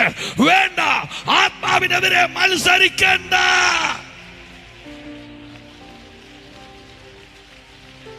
ശരിക്കൊന്ന് ആരാധിക്കും.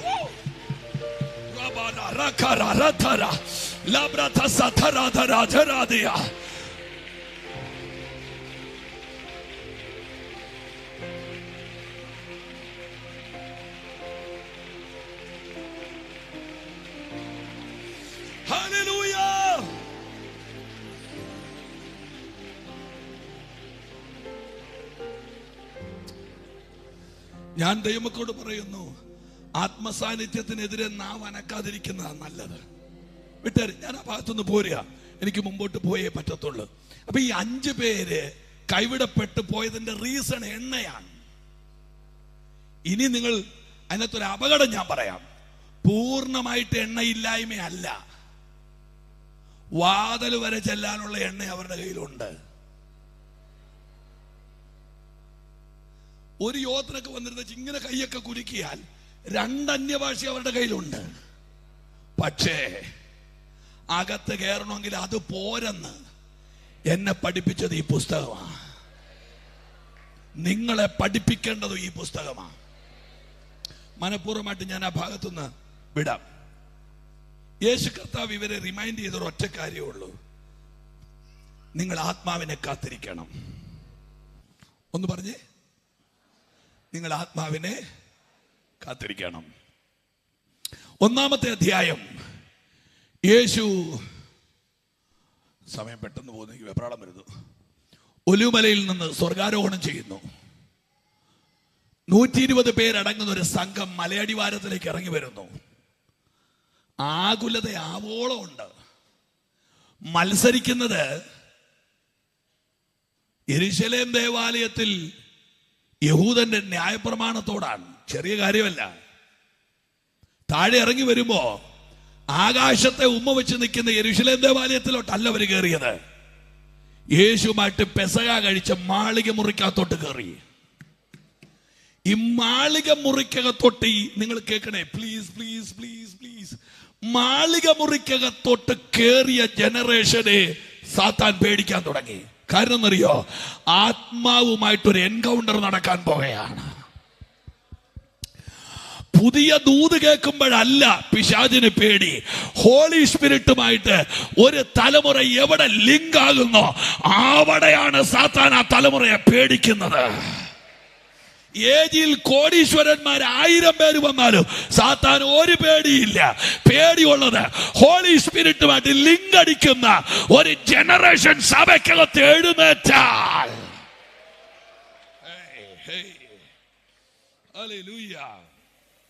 അവരവിടെ ഇരിക്കാൻ തുടങ്ങി, പ്രാർത്ഥിക്കാൻ തുടങ്ങി. പിശാച് അവരവിടെ മത്യാസിനെ തിരഞ്ഞെടുക്കുന്നു. അത് ഇലക്ഷനാണ്. എനിക്ക് അതിനൊന്നും നേരെയില്ല. അത് എന്നെങ്കിലും ആട്ടെ, ഞാൻ അതിനൊന്നും ഇതിന് ഒരു പ്രസ്ഥാനമാകുമ്പോൾ ഇത്രയും ആളുകളൊക്കെ കൂടുന്നല്ലേ, എനിക്കറിയത്തില്ല. എന്നെ വെറുതെ വിട്ടേക്ക്, എന്നെങ്കിലും ആട്ടെ. എല്ലാത്തിനും ഒരു അതിർത്തിയില്ലേ, അത് സൂക്ഷിച്ചാൽ നല്ലത്. അത്രയേ ഉള്ളൂ. ഞാൻ ആ ഭാഗം മനഃപൂർവ്വം അങ്ങ് കൈ ഒഴിയോ, അല്ലെ അത് പിശാചാണ്, ഇത് പോരാട്ടമാണെന്ന് പറഞ്ഞ് ഞാൻ എന്തിനാ വെറുതെ തല്ലി മേടിക്കുന്നത്? അപ്പൊ ഇവിടെ ഇത് കഴിഞ്ഞിട്ട് ഒരു തലമുറ ആത്മാവിനെ കാത്തിരിക്കുന്നു. അവിടെ എഴുതിയിരിക്കുന്ന വാക്ക് പെട്ടെന്ന് കൊടിയ കാറ്റടിക്കുന്നത് പോലെ ആകാശത്തുനിന്നൊരു മുഴക്കം ഉണ്ടായി. അവരിരുന്നിരുന്ന വീട് മുഴുവൻ നിറച്ചു. കൂടെ പറയണേ, അഗ്നിജ്വാല പോലെ പിളർന്നിരിക്കുന്ന നാവുകൾ അവർക്ക് പ്രത്യക്ഷമായി. ഒരു വലിയ മുഴക്കം വന്ന് അവരുടെ മുറിക്കകത്തോട്ട് അങ്ങ് ഇറങ്ങി. ഞാൻ ഈ മുഴക്കത്തെ കുറിച്ച് ഒരു വാക്കൊന്ന് പറയാം. മുഴക്കം ഒന്ന് ഒച്ചത്തിൽ പറഞ്ഞേ. ഒരു മുഴക്കവും ഇല്ലാതെ പറയാ, ഒരു മുഴക്കത്തിൽ പറ. എന്നെ കൂടെ കുഴയ്ക്കും. മുഴക്കം ഒച്ചത്തിൽ പറഞ്ഞു വയ്ക്ക് പ്ലീസ്. മുഴക്കം. ഞാൻ ഈ വാക്ക് എനിക്ക് വലിയ വെപ്രാളം ഉണ്ടാക്കുന്ന ഒരു വാക്കാണ്. കാര്യം യെഹെസ്കേൽ 37 പ്രവചിച്ചുകൊണ്ടിരുന്നപ്പോൾ ഒരു മുഴക്കം ഉണ്ടായെന്ന് വാക്യമില്ലേ? ഈ ഏലിയാവ് പ്രാർത്ഥിച്ചുകൊണ്ടിരുന്നപ്പോൾ ഒരു മുഴക്കം ഉണ്ടായെന്ന്, വലിയ മഴയുടെ. അപ്പൊ എങ്ങോണ്ടെല്ലാം ഈ മുഴക്കം ഇങ്ങനെ കിടപ്പുണ്ട്. അപ്പൊ ഇവിടെ 2-ാം അധ്യായത്തിൽ വന്ന് പറഞ്ഞിട്ടുണ്ട് ഇവിടെ ഒരു മുഴക്കം ഉണ്ടായത്. അപ്പൊ ഇതെന്നാന്ന് അറിയാൻ വേണ്ടിയിട്ട് ഞാൻ ഈ വാക്യം ഒന്ന് വായിക്കാൻ ശ്രമിച്ചപ്പോൾ വോയിസ് ഓഫ് ഹെവൻ, സ്വർഗത്തിൽ നിന്നുണ്ടായ ഒരു ശബ്ദം, അത്രയേ ഉള്ളൂ. ഒന്നുകൂടെ പറയാം, വോയിസ് ഓഫ് ഹെവൻ, സ്വർഗത്തിൽ നിന്നൊരു ശബ്ദം ഉണ്ടായി. എന്നാൽ എവിടെയൊക്കെയോ 1-2 സ്ഥലത്ത് ഇച്ചിരി മാറ്റി എ വോയിസ് ഓഫ് നോയിസ് എന്ന് പറഞ്ഞ് ചില സ്ഥലത്ത് ഒന്ന് പറയാം. ആമേ. യെശയ്യാ പ്രവചനം 66:6 നിങ്ങൾ എടുക്കണ്ട. ആമേ. അതുപോലെ യെഹെസ്കേൽ പ്രവചനം 37-ാം അധ്യായത്തിന്റെ 9-ാമത്തെ വാക്യം, അവിടെ ഇപ്പൊ വോയിസ് ഓഫ് ഹെവൻ എന്നല്ല, വോയിസ് ഓഫ് നോയിസ്. ഈ നോയിസ് എന്ന വാക്കിന്റെ അർത്ഥം ശബ്ദം, കോലാഹലം, ഒച്ച, ബഹളം, ഇങ്ങനെ കുറെ അർത്ഥങ്ങൾ കിടക്കുന്ന കൂട്ടത്തിൽ നിങ്ങൾ മലയാളത്തിന് ശബ്ദാവലിക്കകത്തൊന്ന് നോക്കിക്കോ. അതിനകത്ത് കിടക്കുന്ന ഒരു അർത്ഥം എന്താ പറയുക? ശ്രദ്ധിച്ചു കേട്ടോടെ. ഒരു സിഗ്നലിനെയോ ഒരു ഡേറ്റയെയോ ബ്രേക്ക് ചെയ്യാൻ ശേഷിയുള്ള വേറൊരു സിഗ്നൽ. ഒന്നുകൂടെ പറയാം, ഒരു ഡേറ്റയെ ബ്രേക്ക് ചെയ്യുന്ന വേറൊരു സിഗ്നൽ, ഒരു സിഗ്നലിനെ ബ്രേക്ക് ചെയ്യുന്ന വേറൊരു സിഗ്നൽ. മാളിക മുറിയിൽ ഇറങ്ങി വന്ന അഭിഷേകത്തിന്റെ പ്രത്യേകത എന്നറിയാമോ? ഈ ഭൂമിയിൽ വ്യാപരിക്കുന്ന അശുദ്ധ സിഗ്നലുകളെ അത് ബ്രേക്ക് ചെയ്തിട്ടാണ് ഒരു തലമുറയുടെ മേളിലോട്ട് ഇറങ്ങിയത്. ഞാൻ ദൈവമക്കളോട് പറയാ, നിന്റെ സഭയ്ക്കകത്ത് ആത്മസാന്നിധ്യം ഇറങ്ങിയാൽ ആ ദേശത്തെ ഇരുട്ടിന്റെ സിഗ്നലുകളെല്ലാം നീ പോലും അറിയാതെ ബ്രേക്ക് ചെയ്യപ്പെടും. മനസ്സിലായവര് മാത്രം ഒന്ന് കരമടിച്ചൊന്ന് ആരാധിക്കാവോ? പെരക്കകത്ത് അന്യഭാഷ പറ. തലമുറയെ പഠിക്കാൻ അനുവദിക്കാത്ത ആ ഇരുട്ടിന്റെ സിഗ്നല് അവിടെ ബ്രേക്ക് ചെയ്യപ്പെടുകയാണ്. ദൈവസഭയെ ചിതറിക്കാൻ ദേശത്ത് വ്യാപരിക്കുന്ന ആ ഇരുട്ടിന്റെ സിഗ്നൽ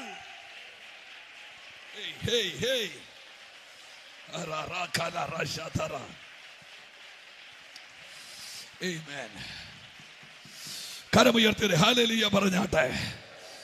ആമേൻ. അവരുടെ മേലിറങ്ങിയ ദൈവത്തിന്റെ സാന്നിധ്യം. ഞാൻ ഈ അപ്പോസ്തല പ്രവൃത്തിയിൽ ഒന്ന് ഓടിപ്പോയി ആ വാക്യത്തിൽ ഒന്ന് തൊട്ടൊരു 4 കൂട്ടം കാര്യം പറയും. നമ്മൾ പ്രാർത്ഥിക്കുക. സന്തോഷത്തോടെ രാമേൻ പറഞ്ഞാട്ടെ. അപ്പോസ്തല പ്രവൃത്തിയിൽ 1 ഒരു പത്രോസ് കയറി നിൽക്കുന്നുണ്ട്, 2 ഒരു സ്തേഫാനോസ് നിൽക്കുന്നുണ്ട്, 3 ഒരു ഫിലിപ്പോസ് നിൽക്കുന്നുണ്ട്, 4 ഒരു പൗലൂസ് നിൽക്കുന്നുണ്ട്. ഈ 4 പേരുടെ ചരിത്രം തന്നെ അധികപ്പറ്റാണ്. പത്രോസ് നിൽക്കുന്നു. എന്താ പത്രോസിന്റെ പ്രത്യേകത? പത്രോസ് തള്ളിപ്പറഞ്ഞത് 3 പേരുടെ മുൻപിലാ. ഏറ്റു പറഞ്ഞപ്പോ സഭയ്ക്കകത്ത് കയറിയത് 3000 പേരാ. നിങ്ങൾ കേട്ടില്ല? പിശാച് പത്രോസിനെ പേടിപ്പിച്ച് യേശുവിനെ കുറിച്ച് നെഗറ്റീവ് പറഞ്ഞത് 3 പേരോടാ, എന്ന പോസിറ്റീവ് പറഞ്ഞത് 3000 പേരോടാ. ഇന്ന് രാത്രി എഴുതി വെച്ചോ, ആരെയോ ആത്മാവ് മാറ്റുകയാണ്.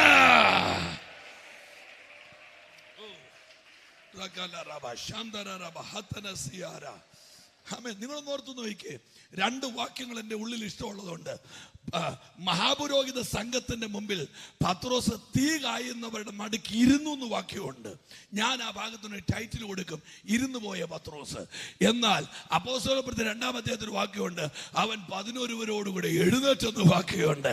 അതിന്റെ അർത്ഥം എന്താണെന്നറിയോ? പിശാച് എവിടെയെങ്കിലുമൊക്കെ ഒരു തലമുറയെ ഇരുത്തിയാൽ ആ തലമുറയെ എഴുന്നേൽപ്പിക്കുന്ന ആത്മസാന്നിധ്യം ഇറങ്ങിക്കൊണ്ടിരിക്കുന്നു. എത്ര പേര് അക്കാരമുയർത്തി ആമേൻ പറയുന്നു? ഓ ഹോളി സ്പിരിറ്റ്. പോട്ടെ, അവിടുന്ന് മുൻപോട്ട് പോരുന്നു. പത്രോസിനെ കാരാഗ്രഹത്തിന്റെ അകത്തു കൊണ്ടിടുന്നു. നിങ്ങൾ എന്നെ ഒന്ന് ഗൗരവമായിട്ട് കേട്ടോളൂ. അവിടെ യാക്കോബിനെ വാളുകൊണ്ട് കൊന്നപ്പോൾ മിണ്ടാതിരുന്ന ദൈവം പത്രോസിനെ കാരാഗ്രഹത്തിലിട്ടപ്പോൾ ആ കാരാഗ്രഹത്തിന്റെ മുറിക്കകത്തേക്ക് ദൈവത്തിന്റെ വെളിച്ചം ഇറങ്ങിച്ചെന്നിട്ട് പത്രോസിനെ പുറത്തു കൊണ്ടുവരികയാണ്. അതിന്റെ അർത്ഥം എന്താണെന്നറിയാമോ? ഏതോ ഒരാൾക്ക് സംഭവിച്ചത് നിനക്ക് സംഭവിക്കുമെന്ന് തെറ്റിദ്ധരിക്കരുത്. ഓരോരുത്തരെ കുറിച്ചുള്ള ദൈവത്തിന്റെ പദ്ധതി വേറെയാണ്. ചില യാക്കോബുമാരെ മരിക്കാൻ അനുവദിക്കും, ചില പത്രോസുമാരെ എന്റെ ദൈവം അനുവദിക്കത്തില്ല. ക്യാൻസർ വന്ന ആരോ ഒരാൾ മരിച്ചു, അതുകൊണ്ട് നീ മരിക്കണമെന്ന് നിർബന്ധമില്ല. നിന്നെ പുറത്തു കൊണ്ടുവരാൻ ദൈവത്തിന് പ്ലാൻ ഉണ്ടെങ്കിൽ നീ പുറത്തു വന്നിരിക്കും. വിടുന്നു. ഞാൻ നേരെ സ്തേഫാനോസിൽ ചെല്ലുന്നു. സ്തേഫാനോസിനെ കല്ലെറിയുമ്പോൾ ദേഹത്ത് കൊള്ളുന്നത് കല്ല. നിങ്ങൾ ഓർത്തു നോക്കിയേ, ഇവിടെ ഇരിക്കുന്ന ഏതെങ്കിലും ഒരു ദൈവദാസന് തലവേദന ഉണ്ടായാൽ, വയറുവേദന ഉണ്ടായാൽ, പുറം വേദന ഉണ്ടായാൽ റിയാക്ട് ചെയ്യുന്നത് പുറം കൊണ്ടല്ല, വയറുകൊണ്ടല്ല. വയറുവേദന വയറുകൊണ്ട് കാണിക്കാൻ പറ്റുമോ? ആരോട് പറയാനാ കർത്താവേ? പുറം വേദന പുറം കൊണ്ട് കാണിക്കാവോ? ഇല്ല. ഇതെല്ലാം കാണിക്കാൻ ആകെ ഇത്രേ സ്ഥലമേ ഉള്ളൂ. ഇങ്ങനെ വെച്ചാൽ മതി.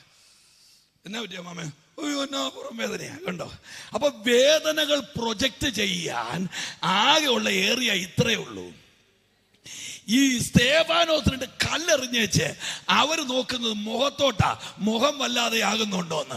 പക്ഷെ മുഖം ദൂതനെ പോലെ ഇരിക്കുകയാ. എന്ന് പറഞ്ഞാൽ എന്റെ അർത്ഥം എന്താണെന്നറിയാമോ? ഭൗതിക മണ്ഡലത്തോട് പ്രതികരിക്കാത്ത ഒരാത്മ മനുഷ്യൻ സ്തേഫാനോസിന്റെ അകത്തിങ്ങനെ ആക്റ്റീവായി നിൽക്കുകയാ. ഓ ഹല്ലേലൂയ. എവിടെയോ ഭൗതികതയോട് പ്രതികരിക്കാത്ത ആത്മ മനുഷ്യൻ സ്തേഫാനോസിന്റെ അകത്ത് നിൽക്കുകയാ. എത്ര പേര് കരമുയർത്തി ആമേൻ പറയുന്നുണ്ട്? ആമേൻ. ലോകത്തോട് പ്രതികരിക്കാത്ത ഒരാത്മ മനുഷ്യൻ. സ്തേഫാനോസിനെ ഞാൻ പൗലോസിലെത്താനായി ഓടുന്നത്. നേരെ ഞാൻ വരുന്നത് ഫിലിപ്പോസിലേക്ക്. ഫിലിപ്പോസ് ശമരിയയിൽ ശുശ്രൂഷ ചെയ്യുന്നു. ഫിലിപ്പോസിനോട് ശ്രദ്ധിച്ച് കേട്ടോണേ, തമ്പുരാന്റെ ആത്മാവ് പറയുന്നു വേഗം ഗസയിലേക്ക് പോകാൻ. ഗാസ കേൾക്കുന്നുണ്ടോ? ഗാസ ഗസ ഗാസ ഗസ വിട്ടോളാൻ പറഞ്ഞു. ഈ പുള്ളി നടന്നത് 162 കിലോമീറ്റർ. ഈ ഗസ ഏതെന്നറിയാമോ? ഒരു ദൈവദാസനെ കൊണ്ട് അരിയാട്ടിച്ചതും കണ്ണ് കുത്തി പൊട്ടിച്ചതുമായ സ്ഥലമാണ് ഗസ. അങ്ങോട്ടാ ഫിലിപ്പോസ് പോകുന്നത്. 3 പെണ്ണുങ്ങളെ വിട്ട് ഒരു അഭിഷിക്തനെ വാരി തറലടിച്ച സ്ഥലമാണ് ഗസ. പക്ഷെ ഫിലിപ്പോസിന് പേടിയില്ല. ഫിലിപ്പോസ് ഗസയോട് പറഞ്ഞു, ശിംശോൻ വീണു, പക്ഷെ എന്റെ മേൽ ഒരു ആത്മനിറവുണ്ട്. ഇന്ന് രാത്രി എഴുതി വെച്ചോണ, അനേകർ തകർന്നടത്ത് ആത്മാവ് നിന്നെ നിർത്താൻ പോകയാ. ആ കരമടിച്ചോ നാമേൻ പറയാമോ? അനേക ദൈവദാസന്മാരെ നിന്റെ കാലഘട്ടം വേറെ ഒരു ചരിത്രമായി മാറാൻ പോകയാ.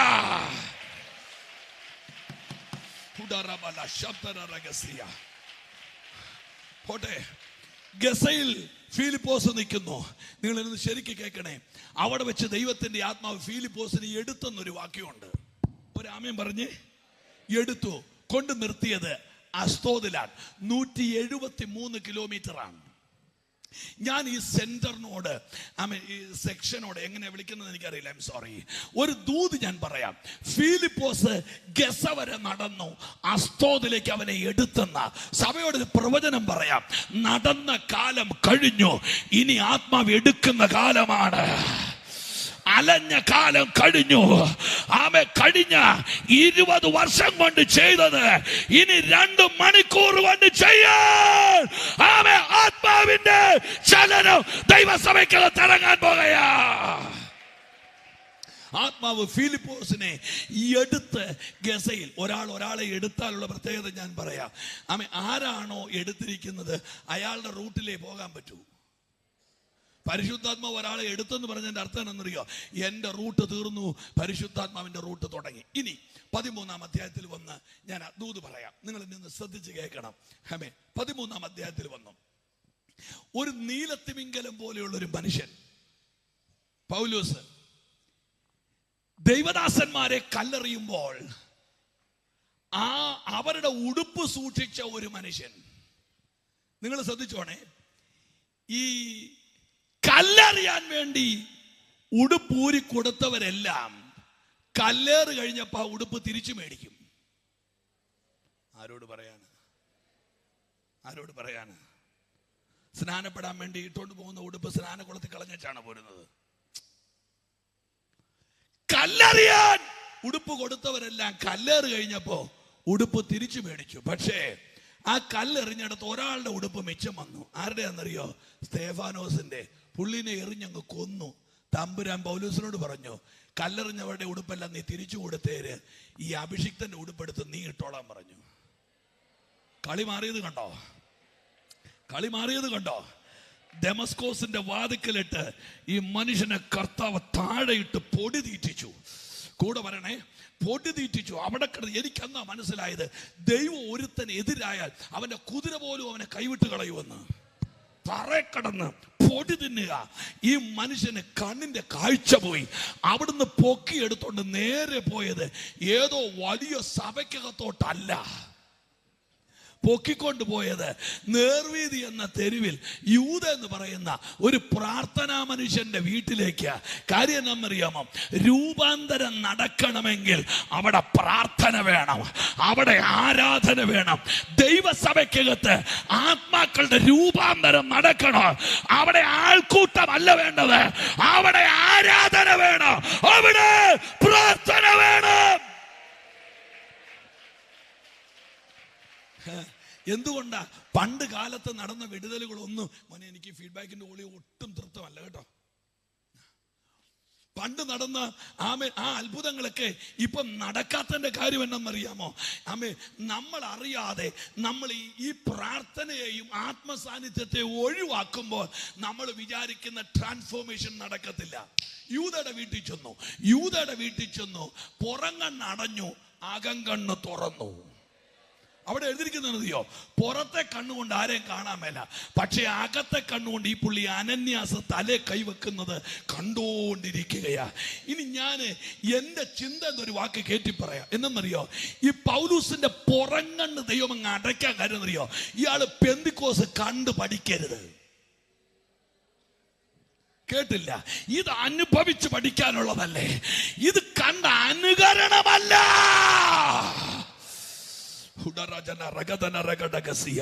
ഇത് അനുകരണമല്ല. ഞാൻ നിങ്ങളോട് പറയാം, ഈ അടുക്കളയിലെ സ്വിച്ച് ബോർഡ് എന്ന് ചിലരെ കറണ്ടടിക്കും, ഒന്ന് വിറച്ചേച്ച് അവിടെ അങ്ങ് നിൽക്കും. 11 kV എന്ന് ചിലരെ കറണ്ടടിക്കും, അവര് വിറച്ചേച്ച് അവിടെ നിൽക്കുകയല്ല, അവര് പേടച്ച് അവിടെ എല്ലാം പൊളിക്കും. അടുക്കളയിൽ നിന്ന് കറണ്ടടി കിട്ടിയവര് പിറ്റേ ദിവസം ഒരു ബുക്ക് എഴുതി, എന്നെ കറണ്ട് അടിച്ചിട്ടുണ്ട്, ഞാനും കറണ്ടുമായിട്ട് വലിയ ബന്ധത്തിലാണ്, 1.5 മിനിറ്റ് നേരത്തേക്ക് വിറച്ചാൽ മതിയെന്ന്. അന്നേരം 11 kV എന്ന് കറണ്ട് അടിച്ചവൻ ഒരു ബുക്ക് എഴുതി, 1.5 മിനിറ്റ് പിടച്ചാൽ നടക്കത്തില്ല, 1.5 മാസം പിടച്ചാലും പെരുപ്പ് മാറുകയല്ല, നല്ല ലൈനിൽ നിന്ന് കറണ്ട് അടിക്കണം. അന്നേരം ഈ 1.5 മിനിറ്റ് കറണ്ട് അടിച്ചവൻ പറയാ അവൻ ദുരുപദേശകനാണ്. ഇവൻ ദുരുപദേശനായതുകൊണ്ടല്ല, ഇവൻ അടുക്കളയിലെ സ്വിച്ച് ബോർഡിന്റെ അപ്പുറത്തോട്ട് പോയിട്ടില്ല. ആത്മാവിനെ വിമർശിക്കുന്നതിന് മുമ്പ് അടുത്ത മേഖലയെ കയറി തൊടാൻ ശ്രമിക്കേ.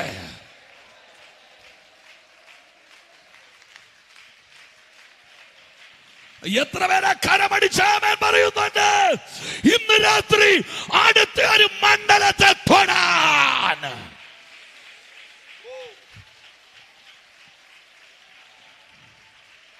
ഈ ഞാൻ പറയുന്നതിന്റെ അപ്പുറത്തോട്ടൊരു കാര്യമില്ല എന്ന് ഞാൻ അങ്ങ് വിധിക്കുക. അതിന്റെ കാര്യം എന്നാ, ഞാൻ 11 kV ലൈൻ കണ്ടിട്ട് പോലുമില്ല.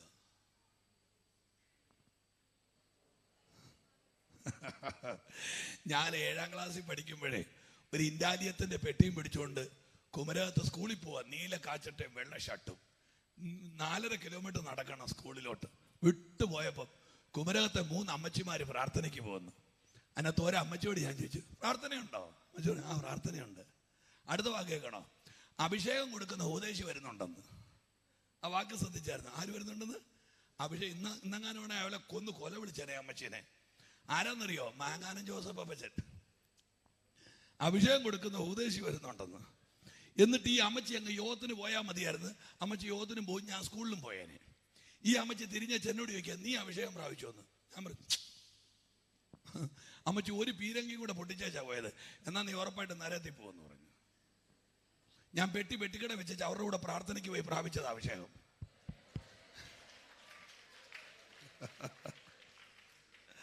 നിങ്ങൾ ഞാൻ പറഞ്ഞത് കേൾക്കുന്നുണ്ടോ? ഹല്ലേലൂയ. ആമേൻ. ഒരു തലമുറയുടെ മേൽ ആത്മവ്യാപാരത്തിന്റെ പകർച്ച ഇതിന്റെ മേളിൽ ഉണ്ടെന്നേ കാര്യങ്ങള്, ഇതിന്റെ മേളിൽ ഉണ്ടെന്ന്. പിന്നെ നമ്മളൊരു പഴയ കാറെ കയറി അങ്ങ് ആക്സിലേറ്ററെ കയറി നിന്നാലും അതൊരു 60ന്റെ മേളിലൊന്നും പോവുകയില്ല. കാര്യം പിന്നെ എൻ്റെ പാസ്റ്ററെ ഇങ്ങനെ കണ്ണാടിക്കകത്തൂടെ നോക്കുമ്പോൾ ഒരു വീല് കാണാം വരുന്ന പോലെ. എന്നിട്ട് ഈ പുള്ളി കൈകൊണ്ട് കാണിക്കുക കയറിപ്പോക്കോടാൻ. അപ്പൊ ഈ വണ്ടിയുടെ തന്നെ പുറകിലത്തെ വീൽ ഒടിഞ്ഞു വരുവാ. നിങ്ങൾക്ക് എന്നോട് ദേഷ്യം വരുന്നുണ്ടെങ്കിൽ നിങ്ങളൊന്ന് കൈയടിച്ചെങ്കിലും ആ ദേഷ്യം തീർക്ക്. അത് ആരാധനയാന്ന് എല്ലാവരും തെറ്റിദ്ധരിച്ചോളൂല്ലോ. ഞാനൊരു മാരുതിയെ കയറി ആക്സിലേറ്ററെ കയറി നിന്ന് വെച്ച് ഇത്രയും സ്പീഡേ ഉള്ളെന്ന് ഞാൻ വ്യാഖ്യാനിക്കുമ്പോൾ ഉണ്ടല്ലോ, നല്ല 1-ാം തരം BMW കാറിലോട്ട് കയറിയുണ്ടല്ലോ, വിരലുകൊണ്ട് തൊട്ട് അവൻ ഷൂക്കെന്ന് പറഞ്ഞ് തിരുവനന്തപുരത്തില്ലേ, ഷൂക്കെന്ന് പറഞ്ഞ് തിരുവനന്തപുരത്ത് പണ്ട് നമ്മുടെ ഈ വലിയ ആത്മനിയോഗത്തിന്റെ യോഗം, എനിക്ക് അതിക്കുള്ളൊന്നും പറയാൻ ഇഷ്ടമില്ല. ഭയങ്കര മീറ്റിംഗ് നടക്കുമ്പോൾ റാന്നിയിൽ നിന്ന് കുറച്ച് ചെറുപ്പക്കാരെല്ലാം കൂടെ ആത്മാവിലാകാൻ വേണ്ടി തിരുവനന്തപുരത്തിന് പോയി. ഭയങ്കര യോഗം മൂത്ത് വാസ്തേ അവസാനം ചെരുപ്പ് പോലും മാറിപ്പോയി ആത്മസാന്നിധ്യം കൊണ്ട്. കാറെ കയറി ആ മൂപ്പിൽ കാർ ഓടിച്ച് ഇങ്ങോട്ട് വന്ന വഴി ഒരു മിന്നല്. എന്നാലും ഒരുത്തൻ പറഞ്ഞു ദൂതൻ ഇറങ്ങിയെന്ന് പറഞ്ഞു. അങ്ങനെ അടൂരെത്തുന്നതിന് മുമ്പ് 4 പ്രാവശ്യം ആ ദൂതൻ ഇറങ്ങിയത്, 4 മിന്നല്. അടൂരിൽ നിന്ന് റാന്നിക്ക് തിരിച്ചപ്പോൾ മിന്നല് കാണുന്നില്ല. അവർ പറഞ്ഞു ദൂതൻ അടൂര് കൊണ്ട് പോയെന്ന് പറഞ്ഞു. പിറ്റേ ദിവസം മനസ്സിലായത് ഒരു പ്രാവശ്യം ദൂതൻ ഇറങ്ങിയതിന് 400 രൂപ ഫീസ് ഉണ്ടെന്ന്. ക്യാമറ അടിച്ചതാ, ക്യാമറ. മറ്റേ ക്യാമറ ഇല്ലേ, സ്പീഡ് ഒറ്റയടി അടിച്ചതാ. 400 രൂപ. ദൂതൻ ഇറങ്ങിയപ്പോൾ 400 രൂപ ഫീസ്. ഇതിന്റെ മേളിൽ സ്പീഡില്ലേ, ഇതിന്റെ മേളിൽ. ഇനി ആകാശത്ത് സ്പീഡ്. ഒരു ഡൊമസ്റ്റിക്കിന്റെ ഫ്ലൈറ്റ് കയറ് 650, ഇന്റർനാഷണൽ ഫ്ലൈറ്റ് കയറ് 850, 900. ഈ 2 സ്പീഡ് ഒന്നാന്ന് ഞാൻ ഈ കഴിഞ്ഞ ദിവസം ഈ മസ്കറ്റിൽ എവിടെ ഒരു യോഗത്തിന് പോയപ്പോൾ എൻ്റെ അടുത്തൊരു ചേച്ചി ഇരിപ്പുണ്ട്. വളരെ നിരാശയോടെ ഫ്ലൈറ്റിന് ജെല്ല് വഴി പുറത്തോട്ട് നോക്കി സങ്കടം വന്ന് അവർ കരയുന്ന പോലെ. ഞാൻ കുറെ നേരമായിട്ട് ഇവരെ ശ്രദ്ധിക്കുന്നത്. പക്ഷേ ഇപ്പം കരയും അവർ. ഞാൻ ചോദിച്ചു, സിസ്റ്റർക്ക് എന്തെങ്കിലും പ്രോബ്ലം ഉണ്ടോ? അന്നേരം എന്നോട് ഇതെന്താ മുമ്പോട്ട് പോകാത്തെ? അതാ ചോദ്യം. ഇതെന്തുകൊണ്ട് മുമ്പോട്ട് പോകുന്നില്ല? അപ്പൊ ഈ ആന്റി ആദ്യമായിട്ട് ഇത് കയറുന്നുകൊണ്ടുള്ള പ്രശ്നം, ഈ നാട്ടിൽ കാറെ കയറിയ ഇങ്ങനെ മരമൊക്കെ പുറകോട്ട് പോകുന്ന കാണാമല്ലോ, അന്നേരമാണല്ലോ ഇത് മുമ്പോട്ട് പോകുന്നതെന്ന് അറിയുന്നത്. അപ്പൊ ഈ പുള്ളി ഈ ജെല്ല് വഴി നോക്കിയിട്ട് ഇതിങ്ങനെ നിൽക്കുക, ഇതിന് എന്നവിടെ ചെല്ലാനാ, എന്തുകൊണ്ട് ഇത് മുൻപോട്ട് പോകുന്നില്ല? നിങ്ങളൊന്ന് ഓർത്ത് നോക്കിക്കേ. വേഗത തന്നെ ആത്മാവിന്റെ അടുത്ത ലെവലെ കയറി തൊടാതെ ഈ എന്തിന് തൊട്ടവനെ വിമർശിക്കണം?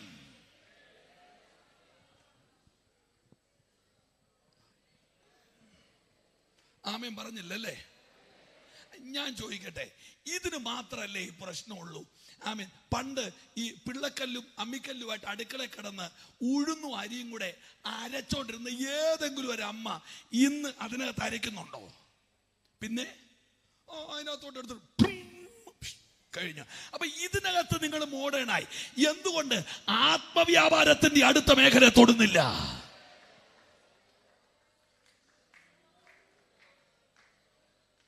ഈ യോഗം കഴിഞ്ഞ് എന്നെ എന്നൊക്കെയാണോ പറയാൻ പോണത്? ദൈവത്തിനറിയാം.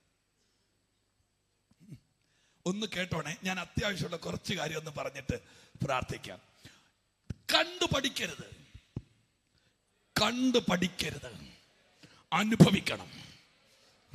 ചൂടുവെള്ളത്തെ കുറിച്ച് ഉപന്യാസം എഴുതുന്നതിനേക്കാൾ നല്ലത് ചൂടുവെള്ളത്തിൽ കൈമുക്കുന്ന വിവരം അറിയാം.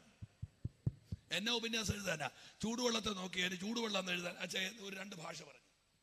ചൂടുവെള്ളം എന്ന് ഉപന്യാസം എഴുതിയാൽ എങ്ങനെ വെളിപ്പെടുത്താനാ? ഒരു മാർഗമില്ല. അതിനകത്തുനിന്ന് കൈ മുക്കിയാലുണ്ടല്ലോ, അവന്റെ മുഖത്തോട് നോക്കിയാൽ കണ്ടോ? ആത്മാവിനെ അനുഭവിക്കുന്നവർക്കായി സ്തോത്രം. കൈ തൊഴുത് പറഞ്ഞ എന്നെ വെറുതെ വിട്ടേക്കണം, ഞാൻ ഈ പുസ്തകമായി പറഞ്ഞത് കേട്ടോ. ആത്മാവിനെ അനുഭവിക്കുന്നവർക്കായി സ്തോത്രം. ഹല്ലേലൂയ. കരമുയർത്തി. എനിക്കറിയാം AG സഭ ഒരു തലമുറ ആ സാന്നിധ്യത്തെ കയറി തൊടുന്നത് ഇനി അധികം താമസമില്ല. കരമുയർത്തി. ഹല്ലേലൂയ. പോട്ടെ. ഇനി സോറി, നിങ്ങൾ എന്നെ ഒന്ന് കേട്ടിരിക്കണം. ഞാൻ ഇങ്ങനെയൊക്കെ പറഞ്ഞ് എനിക്ക് പെട്ടെന്നൊന്ന് പറഞ്ഞു തീർക്കാനുള്ള ആവേശം കൊണ്ട് ചിലർ നന്നായിട്ട് ഈ വചനം ധ്യാനിക്കുന്നുണ്ട്. ഒരു കണ്ണടച്ചായിരിക്കുന്നത്, അവരിതിൻ്റെ ഗൗരവത്തിലേക്ക് ഇറങ്ങിക്കൊണ്ടിരിക്കുക. അവർ 9:15 കയറി വന്നാൽ മതിയായിരുന്നു. സ്തോത്രം. ഹല്ലേലൂയ. ആമേൻ. 13-ാം അധ്യായത്തിൽ ഈ കണ്ണ് കാണാൻ മേലാത്ത മനുഷ്യനെ, പാസ്റ്റർമാരെ എൻ്റെ ഒപ്പം നിൽക്കണേ ഒരു ശകലം നേരെ, കണ്ണ് കാണാൻ മേലാത്ത മനുഷ്യനെ പൊക്കി അന്ത്യോക്യ ചർച്ചിൽ കൊണ്ടുവന്നു. അന്ത്യോക്യ ചർച്ചിൽ ഫാസ്റ്റിംഗ് പ്രയർ നടക്കുക, ഭയങ്കര ഉപവാസ പ്രാർത്ഥന നടക്കുക. ഉപവാസ പ്രാർത്ഥന നടക്കുമ്പോൾ വേദിയിൽ 5 ഉപദേശിമാരിപ്പുണ്ട്. ബർന്നബാസ്, നീഗർ, ലുക്യൂസ്, മനായൻ, ശൗല്. 5 ഇങ്ങനെ ഈ വിലപ്പെട്ട ദൈവമനുഷ്യന്മാരിയ്ക്കുന്ന പോലെ സ്റ്റേജിൽ, ഞാൻ ഇനി ഉപയോഗിക്കുന്ന പദം നിങ്ങൾ ദുർവ്യാഖ്യാനം ചെയ്യരുത്, ആത്മമണ്ഡലത്തിലെ 5 നീലത്തിമിംഗലങ്ങളാണ് ആ സ്റ്റേജിൽ ഇരിക്കുന്നത്. അഴുക്കായിട്ട് പറഞ്ഞല്ല, വളരെ പോസിറ്റീവായിട്ട് പറഞ്ഞതാ. എനിക്ക് അതിനേക്കാൾ വലിയൊരു ജീവിനെ അറിയാൻ മേലാത്തോണ്ടാ. ദിനോസോർ എന്നൊന്നും പറഞ്ഞിട്ട് കാര്യമില്ല, സാധനം ഇല്ലല്ലോ. ഇവർ 5 പേരും വലിയ ഹൈ വോൾട്ടേജ് ആളുകളാണ്. 5 പേര്, അപ്പൊ 5 പേരിങ്ങനെ ഇരിക്കുക സ്റ്റേജ്. ഇതിന് നടുക്കോട്ട് പരിശുദ്ധാത്മാവ് ഇറങ്ങി വെച്ച് പറയുവായി, എനിക്ക് ഇതിനകത്തുനിന്ന് ഒരു 2 എണ്ണത്തിന് വേണമെന്ന്. അവിടെയാ എൻ്റെ ദൂത് കുഴയുന്നത്. ഈ തെരഞ്ഞെടുക്കപ്പെട്ട 2 പേരെ ഒന്ന് ഒഴിവാക്കിച്ച് ബാക്കി 3 പേരുടെ പ്രതികരണം എന്നാ നിങ്ങൾ ആലോചിച്ചിട്ടുണ്ടോ? എന്നതായിരിക്കും? അങ്ങനെ വരുമ്പോഴല്ലേ നമ്മുടെ ഈ സെന്ററുകളുടെയൊക്കെ എണ്ണം കൂടിയത്.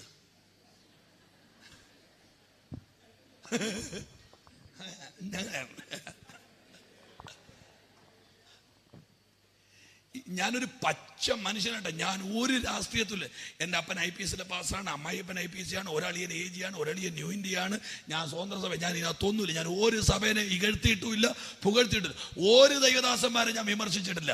എൻ്റെ 28 വർഷത്തെ പ്രസംഗം യൂട്യൂബിനകത്തുണ്ട്. ഒരാളുടെ പേരെടുത്ത് പറഞ്ഞ് വിമർശിച്ചിട്ടില്ല.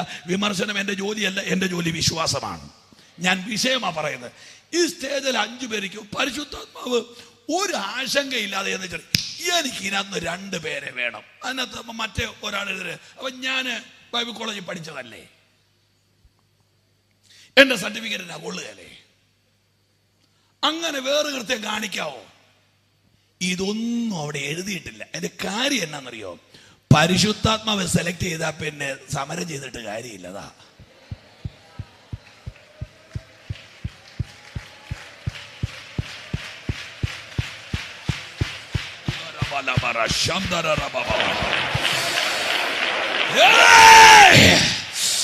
ഇന്ന് രാത്രി ഡിസ്ട്രിക്ട് കൺവെൻഷനിൽ പരിശുദ്ധാത്മാവിന് തൂത് പറയുന്നു. ആത്മാവ് ഒരു ജനറേഷനെ സെലക്ട് ചെയ്യാൻ പോകയാ.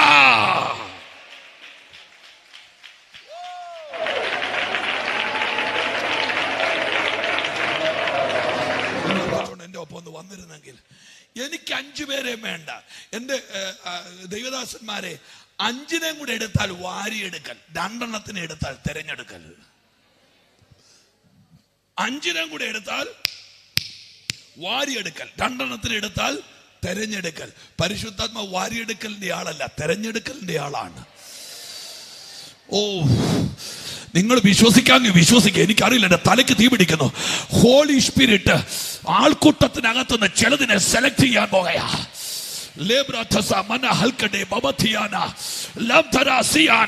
ഒരന്ത്യകാല ഉണർവിന് വേണ്ടി, ഒരന്ത്യകാല ശുശ്രൂഷയ്ക്ക് വേണ്ടി ആത്മാവ് ഒരു തലമുറയെ അവനെ സെലക്ട് ചെയ്യാൻ പോകയാ. ഒന്ന് കൈയടിച്ച് ആരാധിക്കാമോ? ചിലത് പുറത്തു പോകും, ചിലർ ഒഴിവാക്കപ്പെടും, ചിലർ സെലക്ട് ചെയ്യപ്പെടും.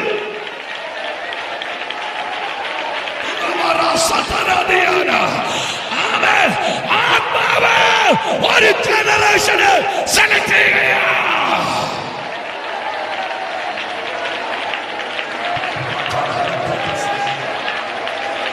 അവിടെ ഉയരം നോക്കിയിട്ടില്ല, അവിടെ ജാതിയില്ല, മതമില്ല, വർണ്ണമില്ല, വർഗമില്ല, എഡ്യൂക്കേഷൻ ഇല്ല, ക്വാളിഫിക്കേഷൻ ഇല്ല, ബാങ്ക് അക്കൗണ്ട് ഇല്ല, കയറി വന്ന വണ്ടിയില്ല. ആത്മാവിന് ബോധിച്ചതിന് ആത്മാവ് സെലക്ട് ചെയ്യുകയാ.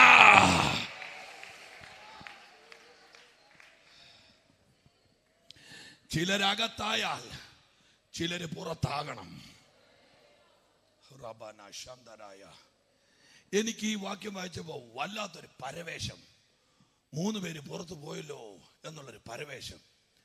ഞാൻ ഈ ദൂതുമായിട്ട് നേരെ പുറപ്പാട് പുസ്തകം വരെ പോയി. സമയം പോവുക. പുറപ്പാട് പുസ്തകം വരെ പോയി എങ്ങനെ തിരിച്ചു വരും? പുറപ്പാട് പുസ്തകം വരെ പോയപ്പോ 25 ലക്ഷം പേര് പാളയത്തിൽ നിൽക്കുക. ദൈവം മോശയോട് പറഞ്ഞൊരു വാക്കിനെന്നറിയോ? നീ മാത്രം കയറിയാൽ മതി എന്ന് പറഞ്ഞു. കേട്ടില്ല. ഒരെണ്ണം കയറിപ്പോകരുത്, നീ മാത്രം വന്നാ മതി. മോശ ചോദിച്ചു, 25 ലക്ഷം പേരും കൂടി എനിക്ക് എതിരാകുകയില്ലേ? തമ്പുരാനത് വിഷയമല്ല, നീ കയറിയാ മതി. അതിന്റെ അർത്ഥം എന്താണെന്നറിയാമോ? ആമേ, സീനായ് മലയിൽ എന്റെ മഹത്വം ഇറങ്ങാൻ പോകയാ. എന്റെ മഹത്വത്തെ ക്യാരി ചെയ്യാൻ എല്ലാവർക്കും പറ്റുകയില്ല.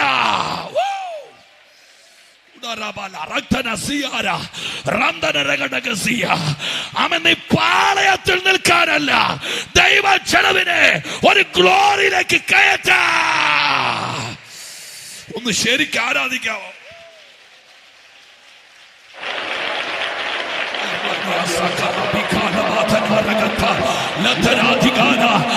ഈ ഡിസ്ട്രിക്റ്റിന്റെ കൺവെൻഷൻ വേറൊരു ആത്മതലത്തിലേക്ക് മാറുകയാണ്. പർവ്വതത്തിലേക്ക് മഹത്വം.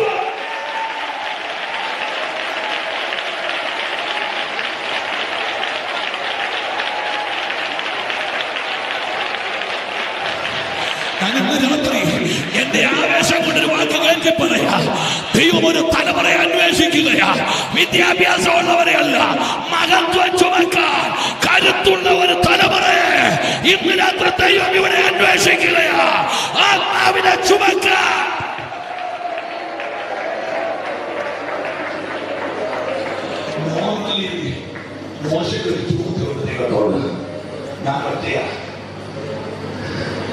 പറഞ്ഞിട്ട് കാര്യമില്ല, വസ്തുത ഞാൻ തിരിഞ്ഞത്. ഞാൻ ഒറ്റയാ. 25 ലക്ഷം പേര് ഒരുമിച്ച് കൈ കൊടുത്താൽ ഞാൻ പിന്നെ താഴോട്ട് ചെല്ലണോ? പണ്ട് കാലത്ത് 3 മാസത്തെ വിസിറ്റിങ്ങിന് വേണ്ടി ഫ്ലോറിഡ പോയവര് തിരിച്ചു വന്നപ്പോൾ സഭയില്ല, സെന്ററും ഇല്ലല്ലോ. മോശ ദൈവത്തോട് ചോദിച്ചു, അപ്പായേ 25 lakhs വലിയ വില്ലന്മാരാ താഴെ നിൽക്കുന്നത്, ഞാൻ താഴോട്ട് ചെന്നിട്ട് വല്ല കാര്യമുണ്ടോ? തമ്പുരാൻ മോശയോട് പറഞ്ഞു, മോശേ, നിന്റെ മേലിറങ്ങുന്ന ഗ്ലോറിക്കെതിരെ നിൽക്കാൻ 25 കോടി മനുഷ്യർക്ക് പറ്റുകയില്ല.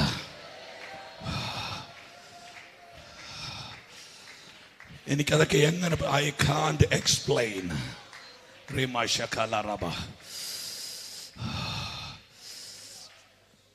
വ്യാഖ്യാനിക്കാൻ കഴിയാത്ത മഹത്വം.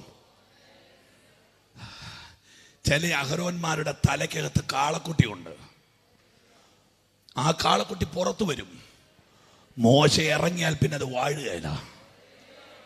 ഞാൻ അവിടെ മനഃപൂർവ്വമായിട്ട് വിടുക. എനിക്ക് ഒരു 4 കൂട്ടം കാര്യം തത്രപ്പെട്ട് പറയണം. എൻ്റെ ഉള്ളിൽ സമയമുണ്ട്, എൻ്റെ ഉള്ളിൽ വ്യക്തമായ സമയമുണ്ട്. എനിക്ക് സമയം എൻ്റെ ചെവിക്കകത്ത് കിടപ്പുണ്ട്, കൃത്യമായിട്ടുണ്ട്. എനിക്കത് ഇഷ്ടമാണ് സമയം. അതുകൊണ്ട് 2 മിനിറ്റ് മുമ്പോട്ട് കയറിപ്പോണ്ട് വണ്ടി തല്ലി പൊളിക്കരുത്, ഞാൻ പറഞ്ഞേക്കാം, അതും പറഞ്ഞേക്കാം. ഹല്ലേലൂയ. മോശയോട് ദൈവം പറഞ്ഞ്, മക്കൾ ഒറ്റയ്ക്ക് വന്നാൽ മതി. അപ്പം പരിശുദ്ധാത്മാവിനും ഇങ്ങനത്തെ ഒരു പ്രശ്നമുണ്ട്. 5 പേരുന്നപ്പോൾ 2 പേര് മതി. പിതാവിനും ഇങ്ങനൊരു പ്രശ്നമുണ്ട്. 25 ലക്ഷം പേരുന്നതിൽ ഒരാൾ മതിയെന്ന്. മത്തായി 17 വന്നപ്പോൾ ഇതിന്റെ ഏറ്റവും വലിയ പ്രശ്നം യേശുവിനാ. 12 പേര് വന്നപ്പോൾ മറുമലിലോട്ട് 3 പേര് മതിയെന്ന് പറഞ്ഞു. ഈ ഗ്ലോറി ഇറങ്ങുന്നിടത്തെല്ലാം സ്വർഗത്തിന്റെ ഒരു സെലക്ഷൻ നടക്കുന്നുണ്ട്. ഞാൻ ഈ സെന്ററിനോട് പറയുന്നു, ഇതിൻ്റെ ഒരു ഹംബിൾ റിക്വസ്റ്റ് ആണ്, പ്ലീസ് യു ക്യാരി. അവന്റെ ഗ്രേസിനെ പിടിക്കാൻ ഒരു തലമുറ ഇന്ന് രാത്രി റെഡിയാകട്ടെ. ഞാൻ 13 വരുവാ, പെട്ടെന്ന് പറഞ്ഞാൽ നിർത്താ. 13 വന്നപ്പോ അവിടെ ഇരിക്കുന്ന ആ പൗലൂസിനെ വിളിച്ചെത്താൻ പരിശുദ്ധാത്മ പറഞ്ഞു, എനിക്ക് ഇയാളെ വേണം. ഇനി നിങ്ങൾ എന്നെ ഒന്ന് കേട്ടോണേ 1 മിനിറ്റ്. അന്നത്തെ ഏറ്റവും വലിയൊരു പ്രവാചകനുണ്ട്, അനന്യാസ്. നമ്മുടെ ഭാഷ പറഞ്ഞാൽ വലിയ നേതാവ് അനന്യാസ്. അനന്യാസിനോട് തമ്പുരാൻ ചെന്നു പറഞ്ഞു, അനന്യാസ്, യൂദയുടെ വീട്ടില് ഒരു തർസോസുകാരൻ ഇരിപ്പുണ്ടെന്ന് പറഞ്ഞു. അനന്യാസ് തിരിച്ച് പ്രതികരിച്ചു, അയ്യോ കർത്താവേ. ആ മനുഷ്യൻ ആ വാക്ക് കേട്ടായിരുന്നു, അയ്യോ കർത്താവേ, ആ മനുഷ്യൻ എന്റെ നോട്ടത്തിൽ പുള്ളി കൊള്ളുകയല്ലെന്ന്. അതല്ലേ പുള്ളി പറഞ്ഞത്. തമ്പുരാൻ പറഞ്ഞ കേൾക്കണോ, നിന്റെ കണ്ണുകൊണ്ടല്ല തിരഞ്ഞെടുപ്പ്, എന്റെ കണ്ണുകൊണ്ടാ. ഞാൻ അവനെ തിരഞ്ഞെടുത്ത പാത്രമാ. ഞാൻ നിങ്ങളോട് പറയാം, മനുഷ്യർ ചിലരെ പുറത്ത് കളയാൻ നോക്കിയാൽ നടക്കുകയില്ല. ആത്മാവ് സെലക്ട് ചെയ്തവൻ അകത്തു നിൽക്കും.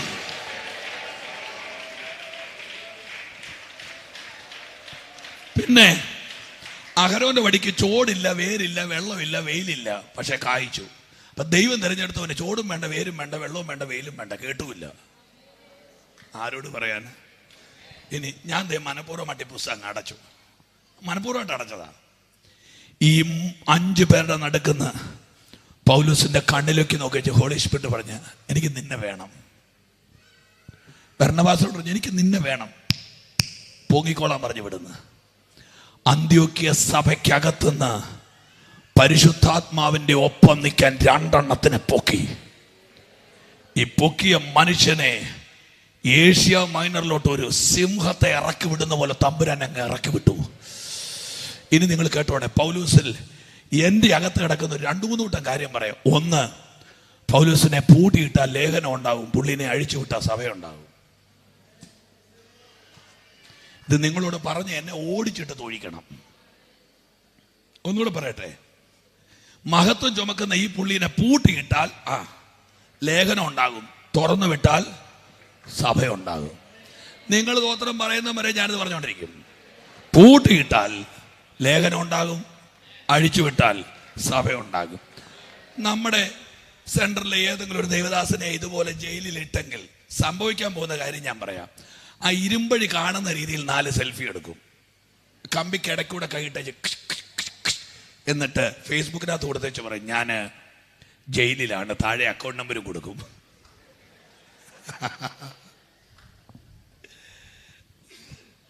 ഇനി ഞാനൊരു കാര്യം ഹൃദയത്തിൽ നിന്ന് ചോദിക്കട്ടെ, നമ്മൾ ആരെങ്കിലുമൊക്കെ ജയിലിൽ കിടന്ന് എഴുതിയ ലേഖനങ്ങൾ വായിക്കാൻ കൊള്ളുവോ?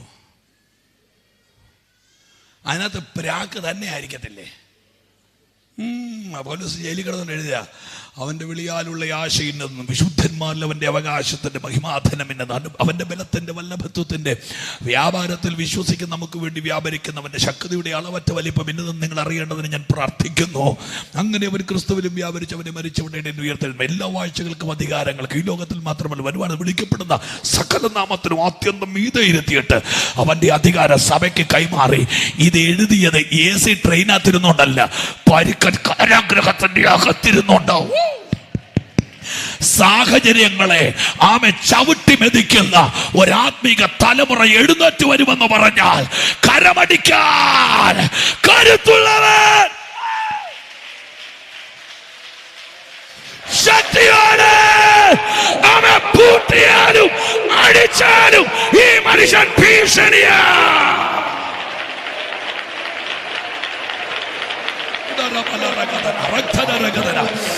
എനിക്ക് ഇന്ന് രാത്രി തുള്ളിച്ചാടാൻ തോന്നുകയാ. അമ്മ പിശാച് ഒരുത്തനെ പൂട്ടിയാൽ അവിടെ കിടന്നുകൊണ്ട് ലേഖനം എഴുതുന്ന ഒരു ദൈവ മനുഷ്യൻ. പൗലോസിന്റെ ഒന്നാമത്തെ വിഷയം, പൂട്ടിയിട്ടാൽ ലേഖനം ഉണ്ടാകും. ബാക്കി പറ.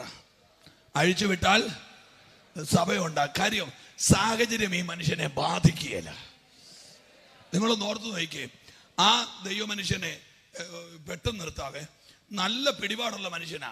തല്ലിച്ചത്തോർത്ത് ചണ്ടിക്കൂമ്പാരത്തിൽ ഇട്ടേച്ചു പോയി. ശിഷ്യന്മാര് ചുറ്റും നിന്ന് പ്രാർത്ഥിക്കൽ എഴുന്നേറ്റ് വന്നു. കണ്ടാൽ തിരിച്ചറിയാവുന്ന 15 പേരുടെ പേര് കേസെടുത്തെന്നല്ല. ഇങ്ങനെ അനേക കഷ്ടങ്ങൾ കൂടെ അതിന്റെ അർത്ഥം അറിയോ? പീഡനങ്ങളോട് ഈ മനുഷ്യന് വിയോജിപ്പില്ല. പീഡിപ്പിച്ചോ? രണ്ടാമത്തെ കാര്യം പറയാം. ദൈവരാജ്യ നിമിത്തം ഈ മനുഷ്യൻ ഒരു ദിവസം കൊട്ടയ്ക്കകത്ത് ഒതുങ്ങുന്നു. പിന്നെ ആ മനുഷ്യൻ ഏഷ്യ മൈനറിൽ നിറയുന്നു.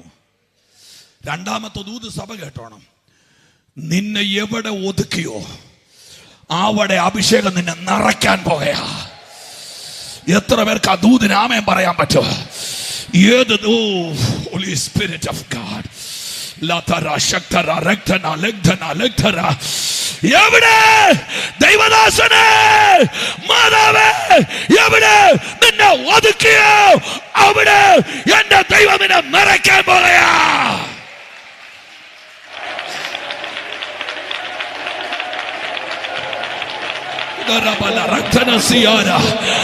വിശ്വസിക്കാൻ പറ്റുന്നവരെ കരമടിച്ച് ആരാധിക്ക.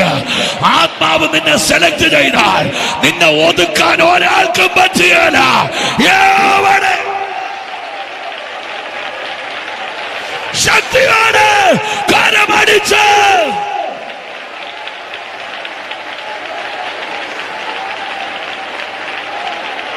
ശ്രദ്ധിച്ചേ.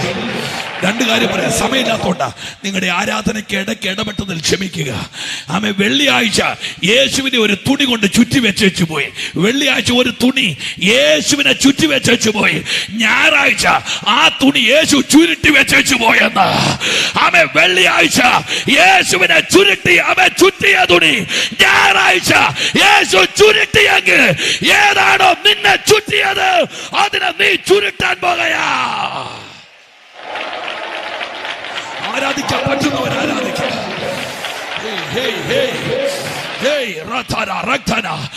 എവിടെയാ നിന്നെ ഒതുക്കിയത് അതിനെ നീ ഒതുക്കാൻ പോകയാ. എവിടെയാ നിന്നെ ഞെരുക്കിയത്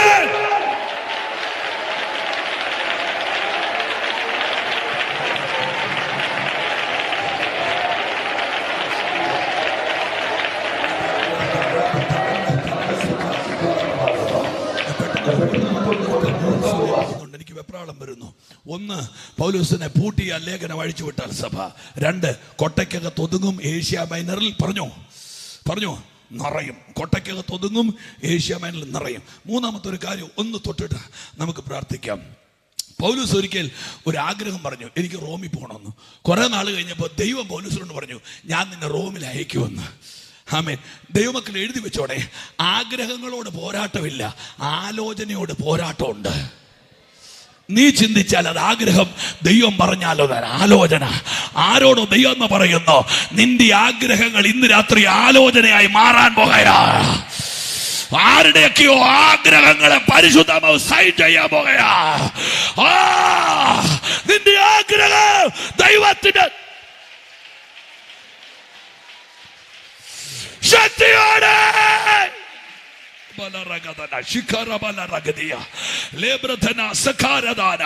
ആരും അറിയാതെ ആഗ്രഹങ്ങൾ മനസ്സിൽ കൊണ്ട് നടക്കുന്ന ദൈവദാസന്മാരെ ദൈവം അത് സൈൻ ചെയ്യാൻ പോകുകയാ. ഞാനത് പെട്ടെന്ന് പറയാം, നിങ്ങൾക്കത് മനസ്സിലാകും. ആലോചന കേട്ട മനുഷ്യൻ കപ്പലേ കയറി. കപ്പലിനെതിരെ പോരാട്ടം. സൂര്യനില്ല, ചന്ദ്രനില്ല. അവസാനം ഇരുകടൽ കൂടിയ ഒരു സ്ഥാനത്ത് കപ്പൽ കുത്തിക്കയറി. അണയുറച്ച് അമരം തകർന്നു. കപ്പൽ തകർന്നു. പൗലോസിന് നമുക്ക് പരാതിയില്ല. കേട്ടില്ല? കപ്പൽ തകർന്നു, പരാതിയില്ല. കപ്പൽ തകർന്നപ്പോ പൗലോസ് ചെയ്ത് കേൾക്കണോ? വെള്ളം കുടിച്ച് ചാകാമല്ല ചിന്തിച്ചത്, പലക പിടിച്ച് നീന്തി കരക്ക് കയറിയെന്ന്. ഇന്ന് രാത്രി പ്രവചനം കേട്ടോണോ? ആമേ, കപ്പൽ തകർന്നാലും ആലോചന ഉള്ളവന് വേണ്ടി ദൈവം ഒരു പലക കൊടുക്കാൻ പോകുകയാണ്.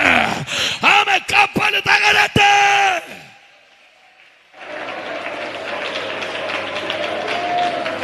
പറഞ്ഞെനിക്ക് നിർത്തേണ്ടി വരും. അവിടെ തീ കാണുന്നു. ഈ തീ കാഞ്ഞാൽ തണുപ്പ് മാറില്ലെന്ന് പൗലോസിന് ഉറപ്പാണ്. നിങ്ങൾ കേട്ടില്ല? ആ ദൈവദാസന്മാരാണ് ചാർജ് എടുത്ത് 3 മാസം കഴിയുന്നോട്ട് സഭയില് ഉപവാസ പ്രാർത്ഥനയും കൺവെൻഷനും. ഈ തീ പോരാ. കേട്ടില്ല? അവർ യോഗം വെച്ചു, കൺവെൻഷൻ വെച്ചു. അന്നേരം പറഞ്ഞു, ഈ ചില സഭ യോഗം വെക്കുമ്പോൾ സഭയിലെ കമ്മിറ്റിക്കാരെല്ലാം കൂടെ പറയും, ദൈവദാസൻ തന്നെ പ്രസംഗിച്ചാൽ മതി. എന്നാ ദൂതാന്നറിയോ? ഈ പുള്ളി ഇത് കേട്ട് ബൊമ്പയിലോട്ടം കയറും. വെറുതെയാ, ഇവർക്ക് ഈ കാശ് കൊടുക്കാൻ പറ്റുകയില്ല. എന്നിട്ട് ഈ പുള്ളിയുടെ വായിക്കാത്തൂടെ കുടലൊക്കെ ഇറങ്ങി വരും. 7-ാം ദിവസം പുള്ളി അങ്ങ് കിടക്കും. ഇവർ പറഞ്ഞാണെന്ന് പറയും, ഞങ്ങളുടെ ദൈവദാസൻ്റെ സത്യം. ഞാനൊരു വോട്ടറായതുകൊണ്ട് ഇതൊക്കെ പറഞ്ഞത് മാത്രമേ ഉള്ളൂ. കണ്ടോ, വലിയ ഗമച്ചിരിക്കുമായിരുന്നു എല്ലാവരും. എൻ്റെ ഭയങ്കര ദൂതാന്ന്. ഇതിൻ്റെ ദൂതൊന്നും ആയതുകൊണ്ടല്ല. പുറത്തുനിന്ന് 7 പേരെ വിളിച്ച രൂപായത്ര കൊടുക്കണം. അവർ തന്നെ പിരിവിടണ്ടേ? അതുകൊണ്ട് അച്ഛൻ കീച്ചിക്കോളാൻ പറഞ്ഞു. അതാകുമ്പോൾ ഒന്നും തരണ്ടല്ലോ. ആ കറക്റ്റ് 12,000 രൂപ തന്നാ പോരെ. ആരും അറിയണ്ട വാസി, ഞാനൊരു സത്യം പറഞ്ഞു. തീത് പോരെന്ന് ചിന്തിക്കുന്നു. ഈ അങ്ങനെ ആലോചിച്ചിട്ടൊന്നും വിറക് കിട്ടാൻ വരുമ്പോഴാണ് പിന്നെ സഭയിലുള്ള 3 പിള്ളേരെ സ്നാനപ്പെടുത്തിച്ച് നമ്മളങ്ങ് രക്ഷപ്പെടുന്നത്. പൗലോസ് അങ്ങനെയല്ല. ഈ തീ കത്തണം. വിറകെ കയറി പിടിച്ചു. വിറകിനകത്ത് പാമ്പിരിപ്പുണ്ടായിരുന്നു. പാമ്പ് പൗലോസിന്റെ കയ്യെ കയറി പിടിച്ചു, കടിച്ചു, കയ്യെ തൂങ്ങി. ഞാൻ നിർത്താൻ പോവാ, ഇതൊക്കെ നിങ്ങൾ എത്ര കേട്ടതാ, എങ്കിലും എനിക്കിത് പറഞ്ഞേ പറ്റുള്ളൂ. ആ പാമ്പ് പൗലോസിന്റെ കയ്യെ കടിച്ചപ്പോൾ നാട്ടുകാരൊരു ടൈമർ ഓൺ ചെയ്തു. ഇന്ന സമയമാകുമ്പോൾ ഇയാൾ മരിക്കും. പക്ഷേ ആ പാമ്പിന് കുറച്ചു നേരം കഴിഞ്ഞപ്പോഴാണ് മനസ്സിലായി, ഇന്ന് വരെ ഞാൻ കടിച്ചവർ മരിച്ചു, ഇന്ന് ഞാൻ ചാവും.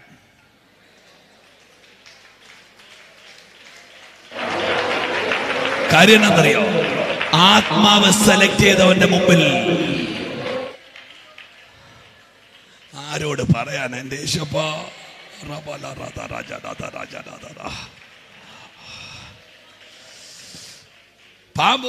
പാമ്പ് കടിച്ചപ്പോ നാട്ടുകാർ പറഞ്ഞു ഇപ്പൊ ചാകും. ഈ പുള്ളി 3-ാമത്തെ മാസമാകുമ്പം പരിപാടി തീരും. 3 മാസം കഴിയുമ്പോ സ്തോത്രം. പണ്ട് ഒരു ചർച്ചിന്റെ പാസനേജിന്റെ ഭിത്തിയെ 2 ഫോൺ നമ്പറുണ്ട്. ഒന്ന് ഒരു ലോറിക്കാരന്റെ നമ്പരും 2 ചുമട്ടുകാരുടെ നമ്പരും. കാര്യം അവിടെ കൂടെ സ്ഥലം മാറ്റമായതുകൊണ്ട്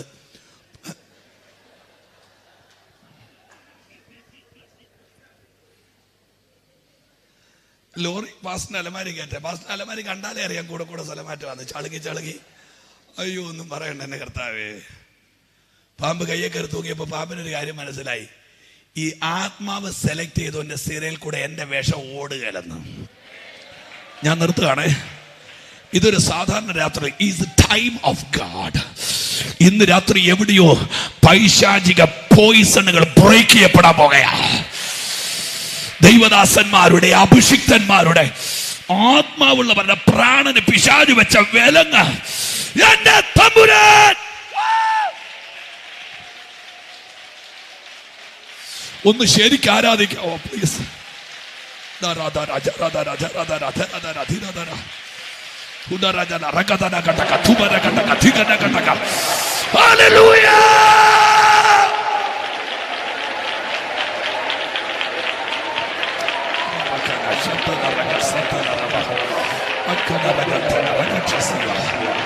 നമുക്ക് ഒരു നിമിഷം ഒന്ന് എഴുന്നേറ്റ് നിൽക്കാൻ പറ്റുമോ? ഈ പ്രായമുള്ളവർ ക്ഷീണമുള്ളവരൊന്നും എഴുന്നേക്കണം നിർബന്ധമില്ല. പറ്റുന്നവരൊന്നും എഴുന്നേറ്റെന്ന് ഒരു ജസ്റ്റ് എ മിനിറ്റ് മോനെ, ജസ്റ്റ് എ മിനിറ്റ്.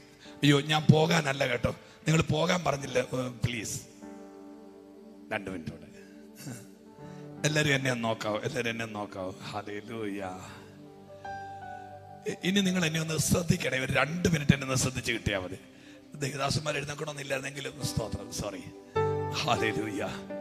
പൂട്ടിയിട്ടാൽ ലേഖനം അഴിച്ചുവിട്ടാൽ സഭ. എല്ലാവരും കേട്ടെ, ഈ കൂട്ടായ്മയ്ക്കകത്ത് നിൽക്കുന്ന യൗവനക്കാരുടെ യങ്സ്റ്റേഴ്സിന്റെ കൈ ഞാനൊന്ന് കാണട്ടെ പ്ലീസ്. ചെറുപ്പക്കാരുടെ എൻ്റെ അപ്പ മക്കളെ ശരിക്കും കൈപോക്കടാ എല്ലാവരും. എന്തൊരു കഷ്ടമാ. പൊക്കടോ. നിങ്ങൾ മാത്രം ഒന്ന് മുൻപോട്ട് വരാവോ? 1 മിനിറ്റ് ഒന്ന് പ്രാർത്ഥിക്കാൻ.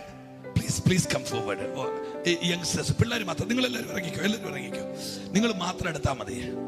ഞാൻ മുഴയുള്ളവർ വരാൻ പറഞ്ഞില്ല, പ്രശ്നമുള്ളവർ വരാൻ പറഞ്ഞില്ല. ജസ്റ്റ് ഈ യൗവനക്കാരും മാത്രം.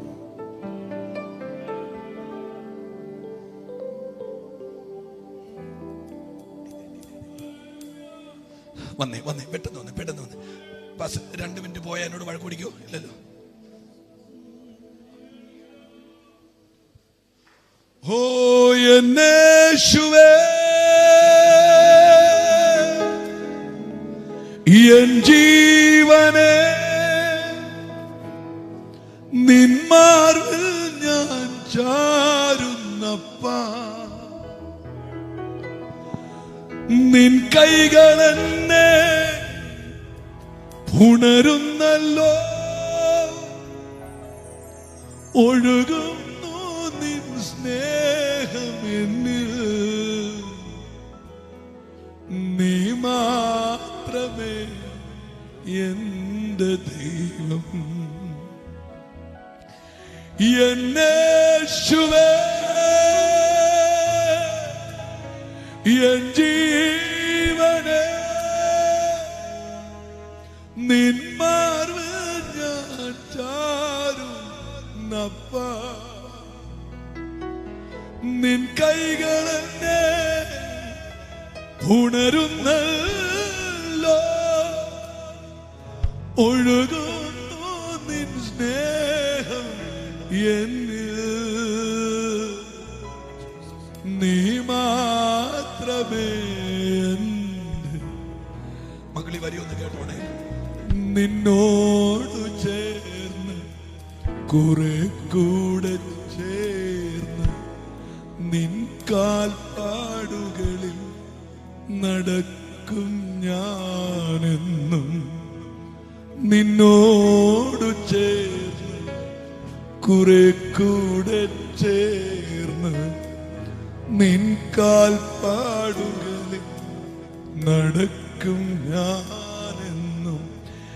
യേശുവേ, എൻ ജീവനെ നിന്മാർവിൽ ഞാൻ ചാരുന്നപ്പോ, നിൻ കൈകളെന്നെ പുണരുന്നല്ലോ, ഒഴുകുന്നു നിൻ സ്നേഹം എന്നിൽ, നീ മാത്രമേ.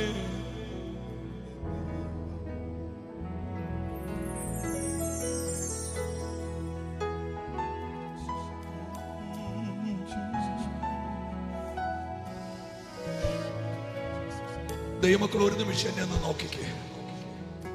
ഡിസ്ട്രിക്ട് കൺവെൻഷൻ ഒന്നും എല്ലാ ആഴ്ചയും നടക്കുന്നല്ലോ. ഈ മഹത്വം ചുമന്നവൻ ഒരു കൊടച്ചിൽ കൊടഞ്ഞു പാമ്പിനെ പറഞ്ഞ്. അപ്പം നമുക്ക് യോജിക്കാത്തത് എന്തെങ്കിലും നമ്മുടെ കയ്യെ ചുറ്റിയാൽ കോടയണമെങ്കിൽ നിന്റെ മേൽ അഭിഷേകം വേണം. ഞാൻ അതിനാ മക്കളെ നിങ്ങളെ ഫ്രണ്ടോട്ട് വിളിച്ചത്. നിങ്ങളുടെ മുമ്പിൽ പ്രസംഗിച്ചുകൊണ്ട് നിൽക്കുന്ന ഞാനൊരു അപ്പനാ. എന്റെ മോള് പഠിക്കുന്നത് 12ാം ക്ലാസ്സിലാ, മോൻ പഠിക്കുന്നത് 4ാം ക്ലാസ്സിലാ. 2 കുഞ്ഞുങ്ങളെ വളർത്തുന്ന ഒരു അപ്പന്റെ നെഞ്ചിനകത്ത് തീ എന്റെ നെഞ്ചിനകത്തുമുണ്ട്. പെന്തിക്കോസിന്റെ തലമുറയെ കേറി ചുറ്റി നശിപ്പിച്ച് മുട്ടിച്ച് വിദ്യാഭ്യാസം അവരുടെ സ്വപ്നം തകർത്ത് ഇല്ല. നമുക്ക് പ്രാർത്ഥിക്കാം, ഈ ജനറേഷന് ഞങ്ങൾ കൊടുക്കുകയാണ്. തരില്ല, തരില്ല, തരില്ല. നിങ്ങൾ എന്നെ ഒന്ന് കേട്ടേച്ച് നിങ്ങൾ പോക്കോ, എന്നെ ഒന്ന് കേട്ടേച്ച് പോക്കോ. പൗലോസിന് മനസ്സിലായി ഇതെന്നെ നശിപ്പിക്കാൻ വന്നു. ഒറ്റ കുടച്ചില്. കുടഞ്ഞത് എങ്ങോട്ടാന്നറിയോ? തീക്കകത്തോട്ട്. മക്കള് കേൾക്കുന്നുണ്ടോ? കേൾക്കുന്നുണ്ടോ മക്കള്? കുടഞ്ഞത് എങ്ങോട്ടാ? തീക്കകത്തോട്ട്. തീക്കകത്തോട്ട്. പാസ്റ്റർ, ദേവദാസന്മാരെ, പൗലോസ് കുടഞ്ഞത് ഒരു പാമ്പിനെയാണ്, ഒറ്റ പാമ്പിനെയാണ്. പക്ഷെ മെലീത്തായി പോയി നിങ്ങൾ സെർച്ച് ചെയ്യണം. മെലീത്തായിൽ 4 സൈസ് പാമ്പേ ഉള്ളൂ. ഏറ്റവും കട്ടിയുള്ള വിഷമുള്ള പാമ്പാണ് പൗലോസിനെ കടിച്ചത്. ഒരു പാമ്പാ കടിച്ചത്. കുടഞ്ഞത് ഒരു പാമ്പിനെയാ. പക്ഷേ പൗലോസ് കുടഞ്ഞ ആ പാമ്പിന്റെ വർഗം ഇന്ന് മെലീത്തയിലില്ല. അതിന്റെ അർത്ഥം എന്താണെന്നറിയോ? നീ കുടയുന്നത് ഒരു പാമ്പിനെയാണ്, ഇറങ്ങുന്നത് അതിന്റെ വംശം മുഴുവനാ.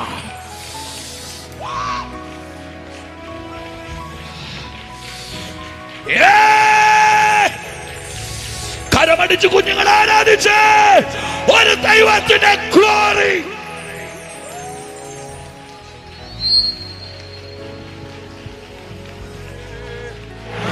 ശക്തിയോടെ ആരാധിച്ച് ഒരു തലമുറയുടെ മേൽ ദൈവത്തിന്റെ സാന്നിധ്യം.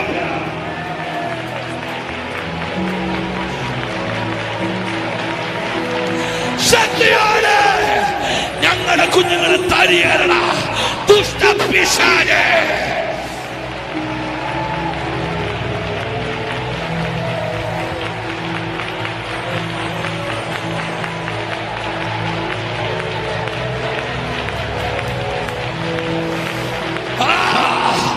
തലമുറകളുടെ മേൽ ദൈവ സാന്നിധ്യം വീഴട്ടെ.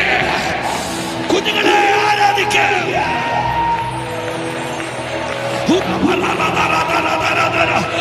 മാതാപിതാക്കൾ ആരാധിക്കുക. ഈ കുഞ്ഞുങ്ങളുടെ മേൽ, ഈ തലമുറകളുടെ മേൽ അവർക്ക് പിടിച്ചു നിൽക്കാൻ കഴിയാത്ത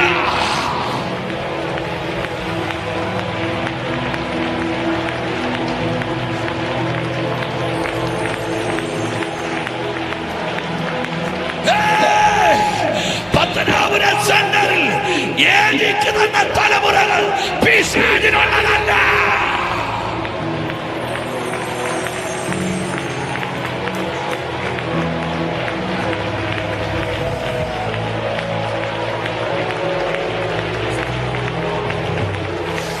മക്കളെ, അന്യഭാഷ പറയാൻ പറ്റുമെങ്കിൽ അന്യഭാഷ പറ. ആരാധിക്കാൻ പറ്റുമെങ്കിൽ ആരാധിക്കും.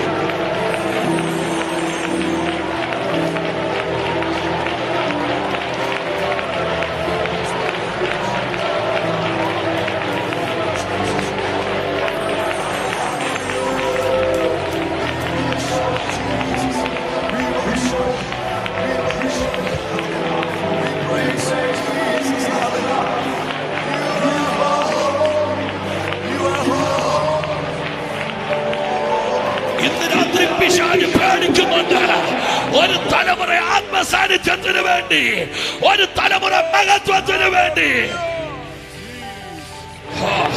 ഈ കുഞ്ഞുങ്ങളുടെ മേൽ മഹത്വം വീഴട്ടെ. മക്കളെ എല്ലാം മറന്ന് ആരാധിച്ചോ, മക്കളെ എല്ലാം മറന്ന് ആരാധിച്ചോ.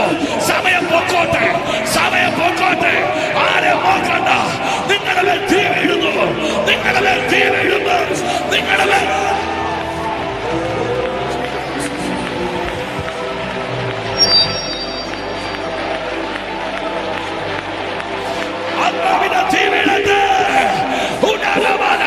നിൽക്കാൻ കഴിയാത്തതുപോലെ ദൈവം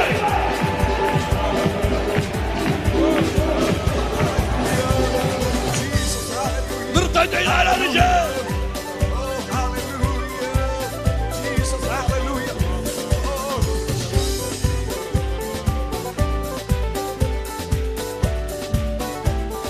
ശക്തിവാന്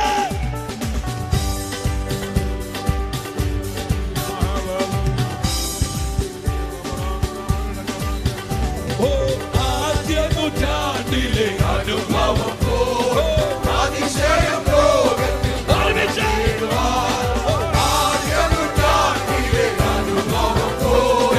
അതിശയം ലോകത്തിൽ നടന്നിടുവാൻ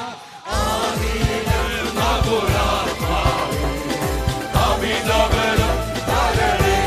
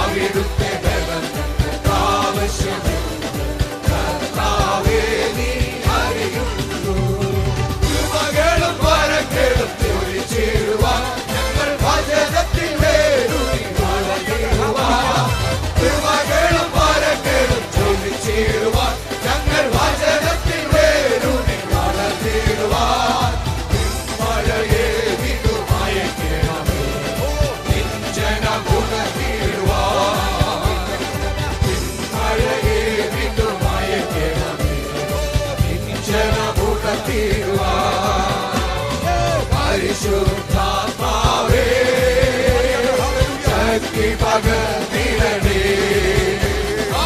പരിശുദ്ധാത്മാവേ ശക്തി പകർന്നിടണേ. അവിടുത്തെ ബലം ഞങ്ങൾക്ക് ആവശ്യമില്ല. കർത്താവേ നീ അറിയുന്നു. അവിടുത്തെ ബലം ഞങ്ങൾക്ക് ആവശ്യമില്ല. കർത്താവേ നീ അറിയുന്നു. ലോകത്തിൻ മോഹം വിട്ടോടിടുവാൻ സാത്താൻ ശക്തിയെ ജയിച്ചിടുവാൻ. ലോകത്തിൻ മോഹം വിട്ടോടിടുവാൻ സാത്താൻ ശക്തിയെ ജയിച്ചിടുവാൻ. ധീരതയോട് സേന ചെയ്യുവാൻ അഭിഷേകം ചെയ്യണം. ധീരതയോട്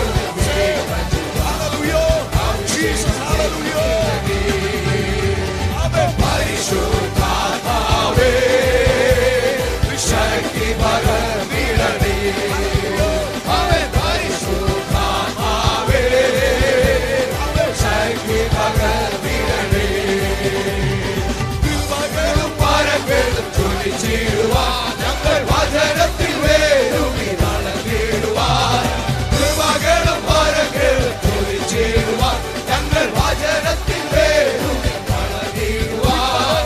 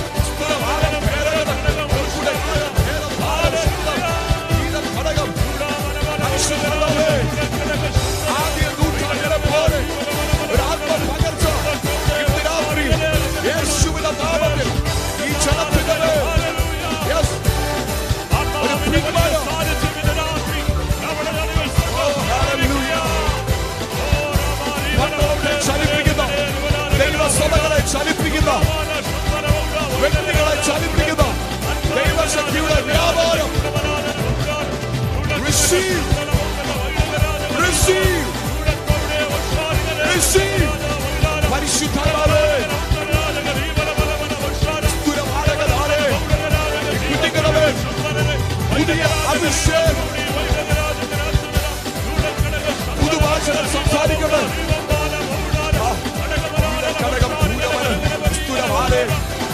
പരിശുദ്ധാത്മാവേ എല്ലാവരുടെ മേലും ആ മാളിക മുറി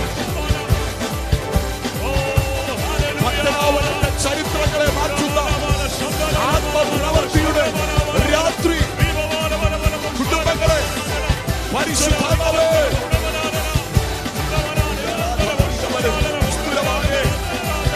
ഘടകം സഭകളുടെ ചരിത്രം പഴഞ്ചൊല്ലുകൾ അവസാനിക്കട്ടെ. ദൈവപ്രവൃത്തി നടക്കില്ല എന്ന് പറയുന്ന പഴഞ്ചൊല്ലുകൾ യേശുവിന്റെ നാമത്തിൽ ക്യാൻസൽ ചെയ്യുന്നു. ഒരു വലിയ റിവൈവൽ ആത്മാവിൽ പരിശുദ്ധാത്മാവേ ഒരു തലമുറ എഴുന്നേൽക്കട്ടെ.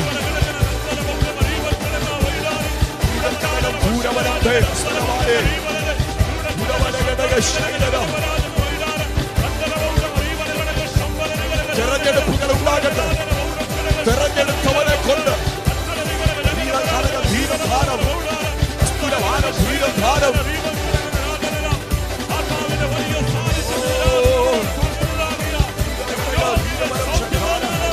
പരിശുദ്ധാത്മാവേ